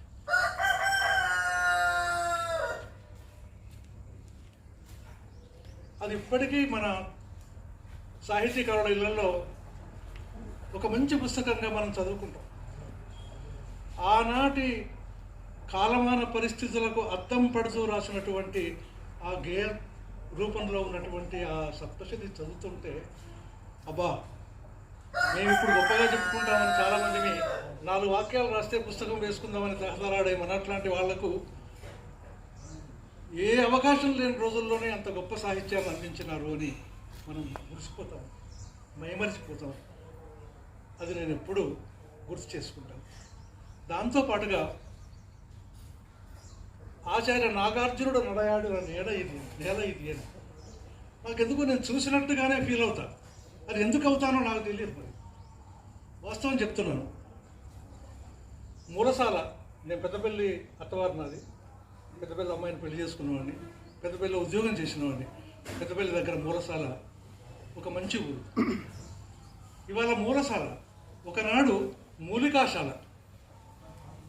నాగార్జునుడు మూలికాశాలను స్థాపించి వైద్య అవసరాలు తీర్చడానికి ఇక్కడ కేంద్రంగా పనిచేసి, ఆ తర్వాత సిద్దిపేటకు పోయి తోవలో ఉన్న హుస్నాబాద్ నుంచి పోయే సముద్రాల స్థావరంగా చేసుకొని ఆ తర్వాత నల్గొండ జిల్లాకు పోయినాడు అనేది చరిత్ర నేను చదువుకున్నది. అంటే మన గతం, అంత గొప్ప గతాన్ని మనకు అదృష్టంగా పొందిన వాళ్ళం నేను గర్వపడతాను. పెదమంకూరు శిథిరాలన్నీ బయటకు వచ్చిన తర్వాత, ధూళికట్టలో స్తూపం చూసిన తర్వాత, ఈ ప్రాంతంలో బౌద్ధం పరిడి వెళ్ళిన పరిస్థితులన్నీ తెలుసుకున్నప్పుడు మన సంస్కృతి, మన వారసత్వం ఎంత గొప్పదో మన పిల్లలకు, మన ఈ భవిష్యత్ తరాలకు చెప్పాలని ఎప్పుడు నేను ఉబలాట పడుతూ ఉంటాను. చివరగా తప్పనిసరిగా గుర్తు చేసుకునేది, నేను వేములవాడ తహసీల్దార్గా పనిచేసిన రోజుల్లో అధికార భాషా సంఘం అధ్యక్షుడిగా సినారే ఎప్పుడొచ్చినా వేములవాడకు మొదటిసారి వచ్చి నా ఆఫీస్ తనిఖీ చేసినారు. ఆయన ఆశ్చర్యపోయినాడు. నేను చాలా గొప్పగా గర్వంగా చెప్పుకుంటాను. ఎందుకు అంటే 100కి 100 పాళ్ళు తెలుగులో మాత్రమే నా కార్యాలయంలో రాతపూత.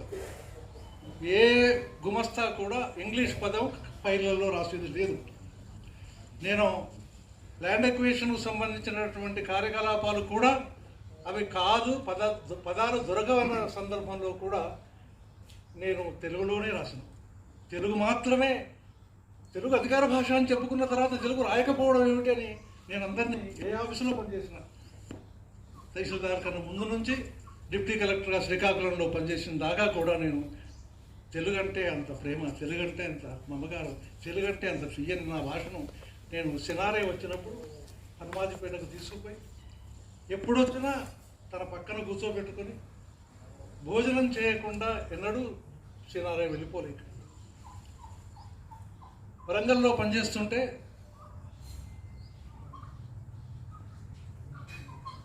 ముఖ్య అతిథిగా ఆయనతో పాటుగా ముఖ్యమంత్రి గారు కూడా వచ్చినారు. కాకతీయ ఉత్సవాలు చేసినాం 3 రోజులు. ఖిలా వరంగల్ విస్తృతమైనటువంటి ఆ ప్రదేశంలో ఏమాత్రం అనుకూలంగా లేనటువంటి ప్రాంతాన్నంతా బాగు చేయించి వేదిక అక్కడే వేయించి ఆ వేదిక మీద అద్భుతమైనటువంటి నాటకాలు కార్యక్రమాలు చేసి బిపి ఆచార్య గారు అధ్యక్షుడిగా, నేను కన్వీనర్గా ఆ కార్యక్రమాలు నిర్వహించినప్పుడు సినారే అక్కడికి వచ్చి మా అంకయ్య ఇక్కడ ఉన్నాడంటే తెలుగుదనం ఉట్టిపడుద్దని నాకు తెలుసు అని వేదికాముఖంగా అన్నప్పుడు నేను ఎంతో ఉప్పెంగిపోయినాను. అంటే నేను మనవి చేసేది ఏమిటంటే మనకు మన భాష పట్ల మన వాళ్ళ పట్ల మన నేపథ్యం పట్ల మమకారాన్ని మన భవిష్యత్ తరాలకు అందించాలి అనే ఒక తాపత్రయంతో ఈ విషయాలన్నీ చెప్తున్నాను. గొప్ప కార్యక్రమాలు ఇవాళ కరీంనగర్ జిల్లాలో అది కొన్ని దశాబ్దాలకు ఒకసారి మాత్రమే సంభవించేటువంటి పరిణామం. 3 సాహితీమూర్తులు, 3 సహృదయులు, 3 కాచి వడబోచిన సత్యాన్ని మాత్రమే నమ్ముతూ సరైనటువంటి సుపరిపాలన అందించడానికి తాపత్రయపడుతున్న అధికారులు, కలెక్టర్ గారు కానీ ఇంకొక వీరి సహచరులు.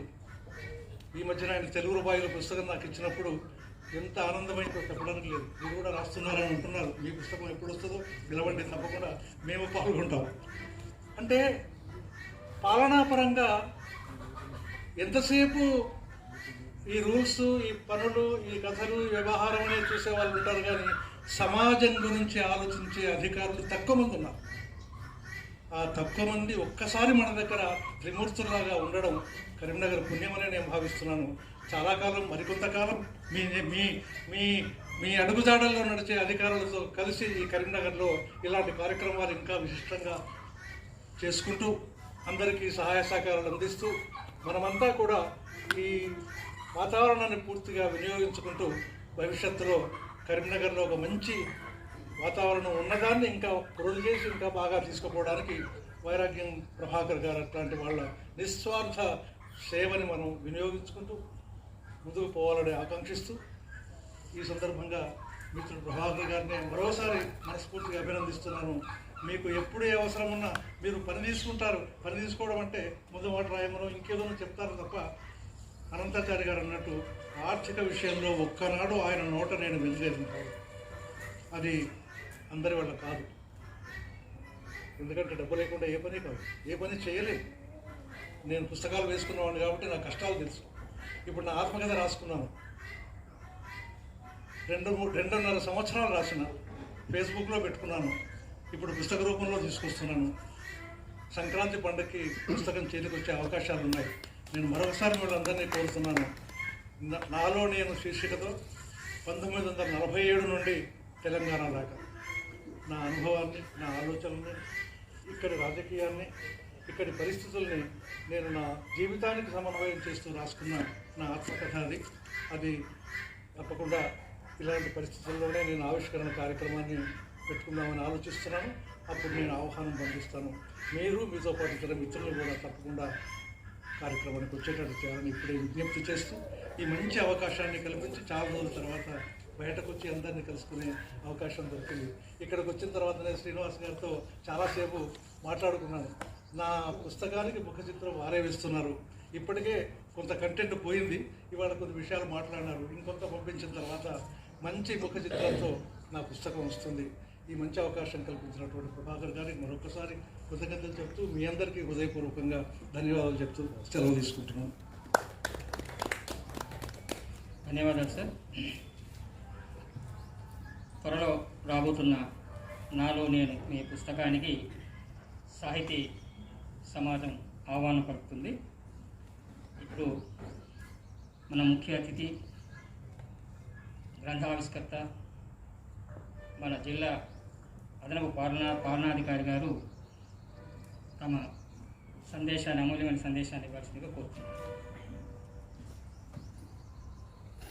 కృతజ్ఞతలు ప్రభాకర్ గారికి.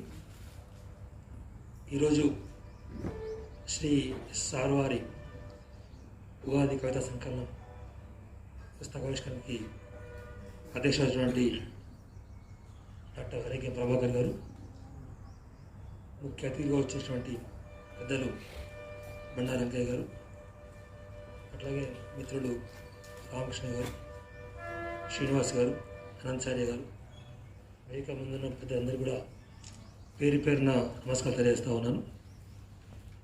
ఇందాకనే అంటే హరికే ప్రభాకర్ గారు 20 మ్యాచ్లు ఆడుతూ ఉంటారు. ఎందుకంటే ఒక జీవితకాలంలో ఒక పుస్తకం ఇవ్వడం చాలా కష్టమైన పరిస్థితుల్లో వారు 20లో అన్ని పుస్తకాలు ఇవ్వడం వారికి సాధ్యమైంది. అందులో మరి చాలా పుస్తకాలు నా చేతిగా ఆవిష్కరణ చేసడం అది నా అదృష్టంగా నేను భావిస్తూ ఉన్నాను. వారు నాకు ఇచ్చిన గొప్ప గౌరవంగా నేను దాన్ని తీసుకుంటా ఉన్నాను. అంటే ఒకసారి ఒక పుస్తకం చేసిన తర్వాత మళ్ళీ ఎందుకులే అని అనిపిస్తూ ఉండొచ్చు. కానీ వారు పట్టుబట్టి ఇక్కడే బాగుంటుంది సార్, నేను చాలాసార్లు చెప్తాను, చాలా చిన్న సభ ఉంటుంది, మరి తమ సమయం తక్కువ ఉండొచ్చు అంటే లేదు సార్ మీరే చేయాలి, మీ చేతి మీద తీసుకుంటాం సార్ అని మరి ఒక ప్రేమపూర్వకమైన కమెంట్తో వారు దాన్ని సాధించుకొని నా చేతి మీద ఆవిష్కారం చేస్తూ ఉన్నారు. నిజంగా వారికి నేను ప్రత్యేక పదం తెలియజేస్తూ ఉన్నాను. బండారు వెంకయ్య గారి గురించి నేను మీరు తెలియకపోవచ్చు సార్, మీరు నాకు బాగా తెలుసు. అంటే మీరు కూర్చొని నేను కూర్చోవడం జరిగింది. తల్లిదండ్రులు కరీంనగర్ గారు, తల్లిదండ్రులు కరీంనగర్ కూడా చేశారు కదా, నేను తల్లిదండ్రులు కరీంనగర్ కూడా చేశాను. సో ఆ పేర్లలో మీ పేరు కింద నా పేరు కూడా కనిపిస్తూ ఉంటుంది. సో అప్పుడు అక్కడే మీరు నాకు పరిచయం, మొట్టమొదటి పరిచయం మీ పేరు ఫస్ట్ టైం ఉన్నది నేను కరీంనగర్ తల్లిదండ్రులు చేసినప్పుడు. అప్పుడు మీరు కూడా గతంలో కదా కరీంనగర్ చేసిన సందర్భంలో నేను జరుగుతూ ఉంది. అట్లా నాన్నగారు కూడా మీకు బాగా తెలిసిన విషయం కూడా నాకు ఒకసారి మనశ్రీ గారు దగ్గర ఆ ప్రస్తావన వచ్చింది. సో వారు కూడా అంకులు చెప్పడం జరిగింది. సో మీతో పరిచయం వచ్చా అంటే చాలాసార్లు 2 సార్లు మీరు రావడం, మీరు అక్కడి నుంచి వెళ్ళిపోవడం అట్లా జరిగింది ఒక కార్యక్రమం. దానికి ఒకసారి ఇందులో ముచ్చట్లు కూడా ఒకసారి మిస్ అయినా మన దగ్గర జరిగిన కార్యక్రమంలో. ఇప్పుడు ఆ కార్యక్రమానికి నేను రాలేదు. సెకండ్ వెన్నెల కార్యక్రమం మీరు పోస్ట్ చేసినట్టు సెకండ్ ఇందులో ముచ్చట్లు. అయితే అప్పుడు నేను ఆ కార్యక్రమం మిస్ అవ్వడం జరిగింది. ఇట్లా మిమ్మల్ని కలిసే అదృష్టం మాకు ఈరోజు ఈ రకంగా రావడం మాకు నేను చాలా సంతోషంగా అనిపిస్తూ ఉంది. మరి మా రామకృష్ణ అయితే ఇప్పుడే చెప్పడం జరిగింది. ఇందులో కత్తి ఏం కదా యుద్ధం చేసే శక్తి అందుకే పుస్తకం చదవకపోయినా దానికి సమీక్ష చేసే శక్తి వాడుతుంది. పుస్తకానికి నిజంగా ఇది ఒక అర్థం లాంటిది, విచిత్రం అంటే ఒక అర్థం లోపల ఏముందన్నది చాలా స్పష్టంగా వారు చెప్తా ఉన్నారు.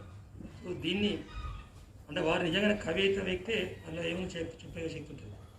నిజంగా అనుకున్నా ఇలా ఖచ్చితంగా కవిత ఉండొచ్చు శ్రీనివాస్ అనుకున్నాను. నేను లోపల మీ కవిత అవకరణ ముందు మీ కవిత కనిపించింది. సో దీని యొక్క పుస్తక సారాన్ని మనకి అనంతాచార్య గారు నిజంగా చాలా స్పష్టంగా విపులంగా మా కళ్ళు పండుగ వచ్చినట్టుగా చెప్పడం జరిగింది. మొన్న మీరు ఎన్ని పాకాలు ఉంటే ఆ పాకాలు చెప్పడం జరిగింది మొన్నటి సమావేశంలో. నేను అదే చెప్పడం భార్యడు కాదు. సో కరోనా అయితే చాలా వరకు మనకి కొన్ని పాఠాలు, కొన్ని గుణపాఠాలు కూడా నేర్పడం జరిగింది. కొంతమంది అదృష్టాన్ని కల్పించింది, కొంతమంది దురదృష్టం కూడా తీసుకొచ్చింది. అంటే ఎప్పుడు కూడా జాగ్రత్త ఉండడం మంచిది అని చెప్తూ ఉంటాం. మనం తిరిగి ఒకప్పుడు మనం వెనక్కి వెళ్ళిన సందర్భాన్ని చూస్తే మన సంస్కృతి ఏ రకంగా ఉండేది, మనం ఆ సంస్కృతిలో ఉంటే ఎంత బాగా ఉంటుందో విషయం కరోనా మనం నేర్పిస్తూ ఉంటాం.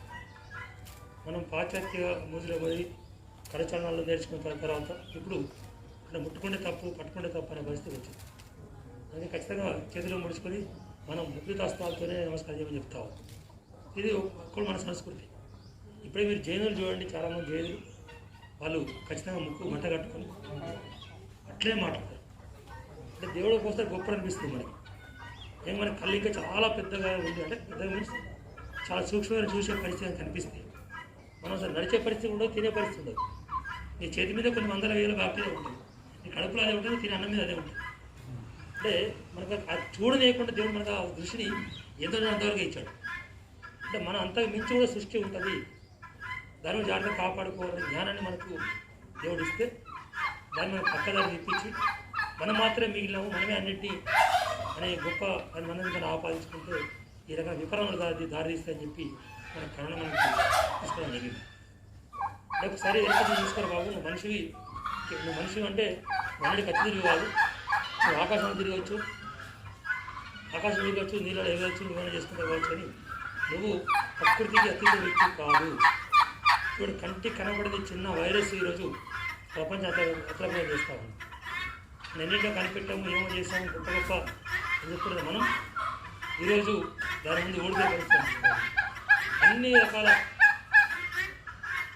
దేశాలు, గొప్ప దేశము, చెడు దేశము, చిన్న దేశము, పెద్ద దేశము, పేద దేశము, అన్ని దేశాలు కూడా అతలకుపోయే పరిస్థితులు చూస్తూ ఉన్నాయి.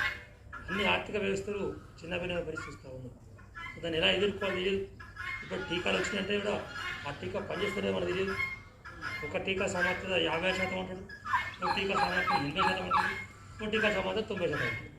ఇప్పుడు చస్తున్నా కూడా 100% ఉన్నది. ఇప్పుడు చూసుకున్నప్పుడు అంతా రికవరీ చేస్తే కూడా ఖచ్చితంగా మనం డెత్ రేట్ చూసినప్పుడు 1-2% ఎక్కువ లేదు. టీకా వచ్చినా పెద్ద లాభం ఉంటుంది అయితే మనం అనుకోలేదు. కానీ కరోనాని చాలామంది బాగా ఉపయోగించుకున్నారు, కొంతమంది బాగా నష్టపోయి ఉండొచ్చు. కానీ కవులు కరోనా ఉపయోగించుకున్నంతగా ఇంకెవరు ఉపయోగించుకోవాలని చెప్పడం అది సందర్భోచితంగా ఉందని నేను అనుకుంటాను. ఇంకా చాలామంది కవులు మనం చూస్తాము ఈ సందర్భంలో మరి చాలా సమయం చెక్కింది. అంటే అటు పాఠశాలకు పోకపోవడం, ఉద్యోగం అంటే సెలవులు రావడం, సో ఇంటి నుంచి వర్క్ ఫ్రమ్ హోమ్ ఉండడం కూడా మనకు బాగా కలిసి వచ్చింది.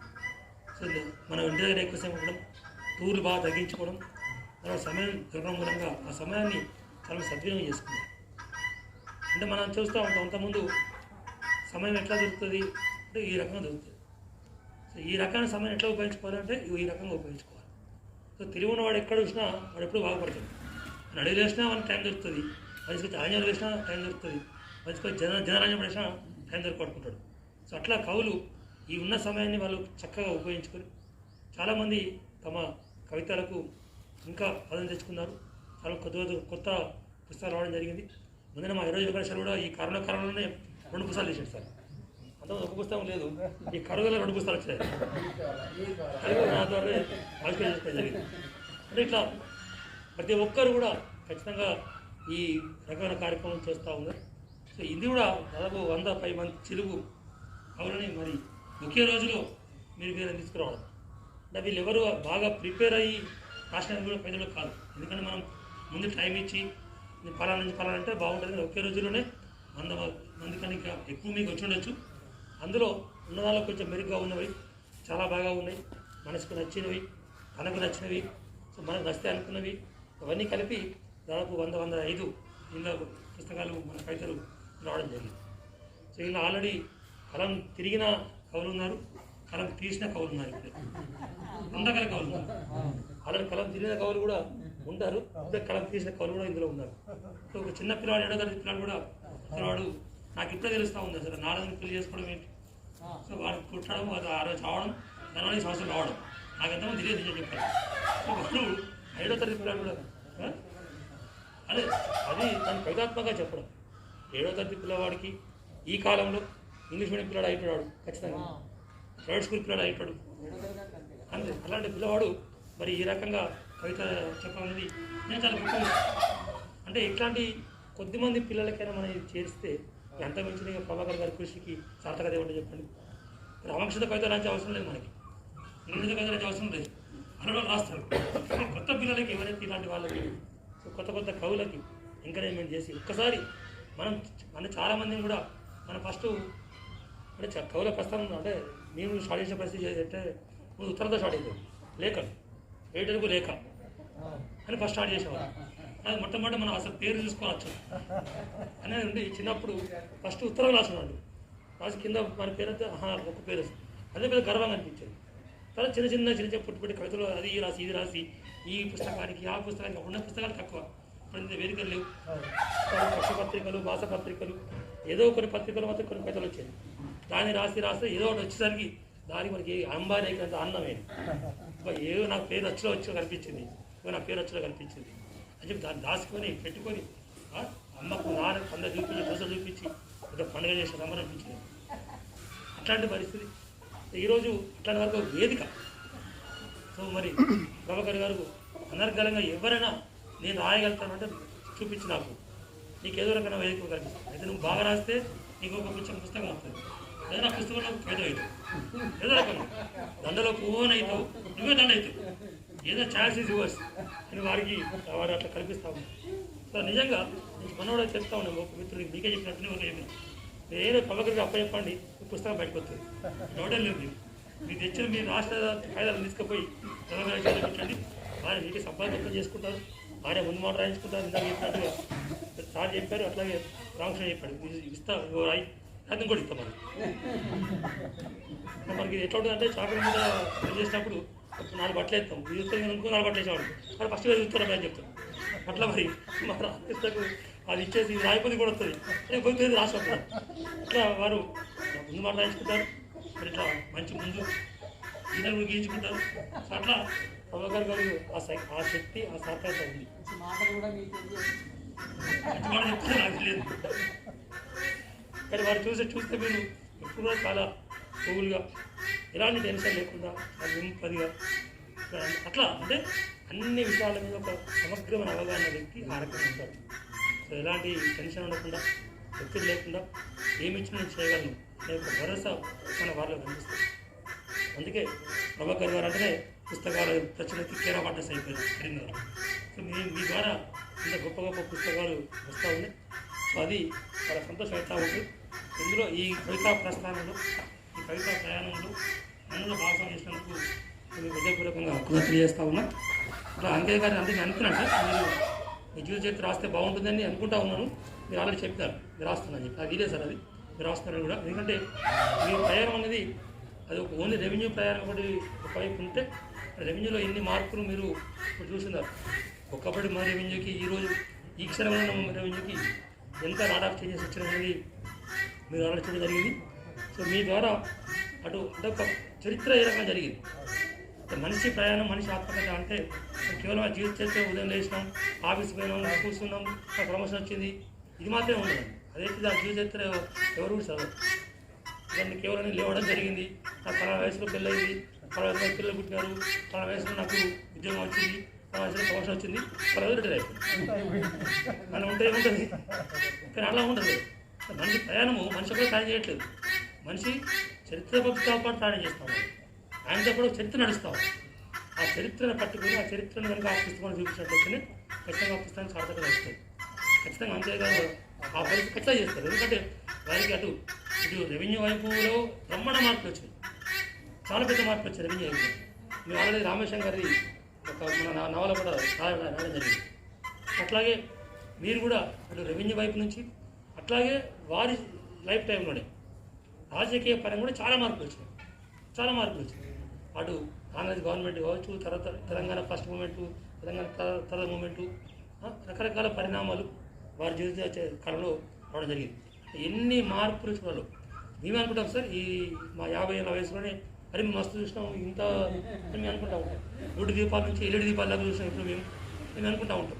మీరు అట్లాంటిది మీరు ఇంకా చాలా మార్పులు అన్ని రకాలు మీరు చూసారు. సమాజాన్ని పట్టుకునే నేర్పు మీకు ఎట్లా ఉంది కదా సార్. ఖచ్చితంగా మీ నుంచి సంక్రాంతి కంటే చాలా సంతోషం, మంచి పుస్తకం వస్తుందని చెప్పి మేమైతే ఆశిస్తూ ఉన్నాం సార్. అవకాశం ఉంటే మాకు కూడా అందులో భాగస్వామ్యం చేస్తే ఖచ్చితంగా ఎందుకంటే మీది చాలా గొప్ప సమావేశంలో మీ పుస్తకం రావాల్సిన అవసరం ఉంది.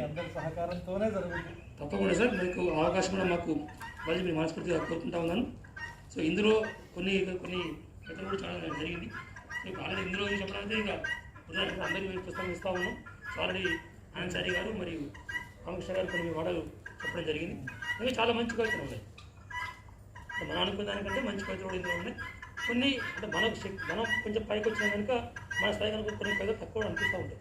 కవిత సంబంధం అట్లాంటివి అన్ని రకాల కవితలు ఇందులో ఉండే కనుక అందుకే అన్నింటి బాగా చేసుకుంటూ ముందు కూడా రంగనాథ్ గారి కవితలు స్టార్ట్ చేశారు. న్యూజెట్ రంగనాథ్ గారు చేశారు.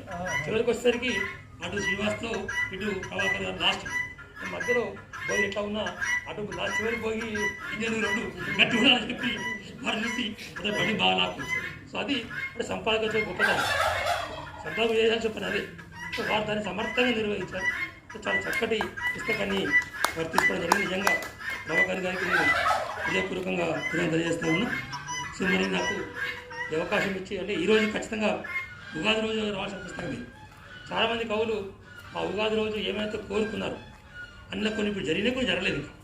అంటే కవీంద్ర నిజంగా మీరు చూస్తే కొన్ని ఆశించారు, మంచి వర్షాలు పడాలి, పంటలు బాగా పండాలి. వర్షాలు బాగా పడ్డాయి, పంటలు పండలేదు. ఉగాదిలో మనం కవి ఏదైతే ఆశించినాడో అందులో కొన్ని బాగా జరిగినాయి, కొన్ని ఇంకా జరగాల్సి ఉన్నాయి. సో కరోనా మీద చాలామంది ఆశించిన మార్పుకే కనపడింది. కవులు ఏదైతే ఇందులో ఆశించినారో ఆ మార్పు మనకు కనపడతా ఉంది. సో ఈ కవులు ఇట్లనే ఇంకా మంచి మంచి కవితలు వాళ్ళ నుంచి రావాలి. వచ్చే ఉగాది కవి సంకలనానికి ఒక మంచి సంకలనం కూడా ప్రభాకర్ గారి సంపాదన వస్తుందని చెప్పి నేను ఆశిస్తా ఉన్నాను. మరి ఈ కార్యక్రమంలో నన్ను బాగా ఎందుకంటే ఈరోజే కావాలని చెప్పి వారు అడగడం జరిగింది. ఫస్ట్ రోజు కదా చాలా అందరూ బిజీ ఉంటారు కావచ్చు. సార్ అది ఉగాది రోజు చేయాల్సిన పుస్తకం కానీ ఈ ఆంగ్ల సంవత్సరం చేస్తే బాగుంటుందని చెప్పి వారు టైం కూడా ఉదయం సాయంత్రం అంటే మీ ఇష్టమైన సమయం అనుకుంటే ఈ సమయం కొంచెం ఫ్రీగా ఉంటుంది అని చెప్పి ఈ సమయంలో కూడా జరిగింది. ఉదయం అంతా మనం హడావుడిగా ఉంటుంది, మరి సాయంత్రం నుంచి మళ్ళీ జనాలు రావడం మళ్ళీ హడావుడి ఉండే అవకాశం ఉంది కనుక అందుకని మధ్యాహ్నం పూటైతే కొంచెం అందరికీ ఇష్టాంత సమయాన్ని మనం పెట్టుకుందామని చెప్పారు ఇప్పుడు జరిగింది. అంటే చాలామందికి ఈ సమయం కొంచెం ఇబ్బందిగా ఉండొచ్చు, అయినప్పటికీ కూడా అందరూ ఇక్కడ దాకా వచ్చి ఈ కార్యక్రమ భాగస్వామ్యం ఈ ప్రతి ఒక్కరు కూడా హృదయపూర్వకంగా నేను కృతజ్ఞతలు తెలియజేస్తా ఉన్నాను. వేదిక మీద ఉన్న పెద్దలందరికీ ముఖ్యంగా వెంకటేశ్వర గారికి మరోసారి కృతజ్ఞతలు తెలియజేస్తూ మరి అందరికీ కూడా నేను సెలవుకుంటాను. Thank you. జై హింద్, జై తెలంగాణ. ధన్యవాదాలు సార్. ఒక చిత్రకారుడు చిత్రాన్ని వేయడానికి ఎంత ఆలోచిస్తాడో, ఎంత వేదన చెందుతాడో, ఒక కవి కవితను రాయడానికి మనసులో ఎంత మదన పడతాడో, ఒక పుస్తకం తీసుకురావడానికి సంపాదకుడు కూడా అంత మదన పడతాడు. ఎందుకంటే సంఘర్షణ ఉంటుంది. పంపించిన కవితల్ని చూడాలి, కవితలో ఏమన్నా లోపాలున్నా వాటిని సరిచేయాలి, సరిచేసిన తర్వాత డీటీపీ చేసి అక్షర దోషాలు లేకుండా చూడాలి. అక్షర దోషాలు లేకుండా చూడాలంటే కనీసం 3-4 సార్లు నేను ప్రింట్ తీసుకుంటాను సార్. 3-4 సార్లు ప్రింట్ తీసుకొని సావకాశం. ఎందుకంటే ఒకసారి చదివినప్పుడు కరెక్ట్ అనిపిస్తుంది, మళ్ళీ రెండోసారి చదివితే అక్కడ దొరుకుతాం మనకు, అగు ఇక్కడ ఉంటాం. అట్లా చేసుకుంటూ కొంత శ్రమ పడాల్సి వస్తుంది. ఓ తల్లి ప్రసవ వేదన ఎంత ఉంటుందో ఇది కూడా అలాగే ఉంటుంది. అలాంటి పుస్తకాలు తీసుకురావడానికి కవులు, రచయితలు, కవయితులు, భువన విజయ సారథి లాంటి మా పరిపాలనాధికారి గారు, అట్లాగే ఉన్నటువంటి సాహితీ మిత్రులు, ఎదురుగా ఉన్నటువంటి సాహిత్యం అంటే అభిమానం ఉండి ఎన్నో పుస్తకాలు తీస్తున్నటువంటి మిత్రులందరూ మీ అందరికీ కూడా ధన్యవాదాలు తెలియజేసుకుంటున్నాను. ఇప్పుడు ఒక చిరు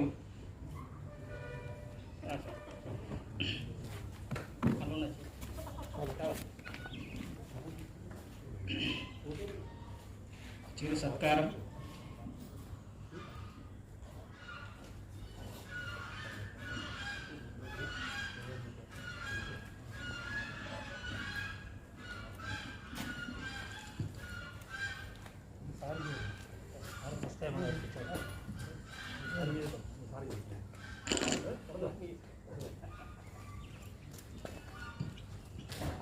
ధన్యవాదాలు సార్.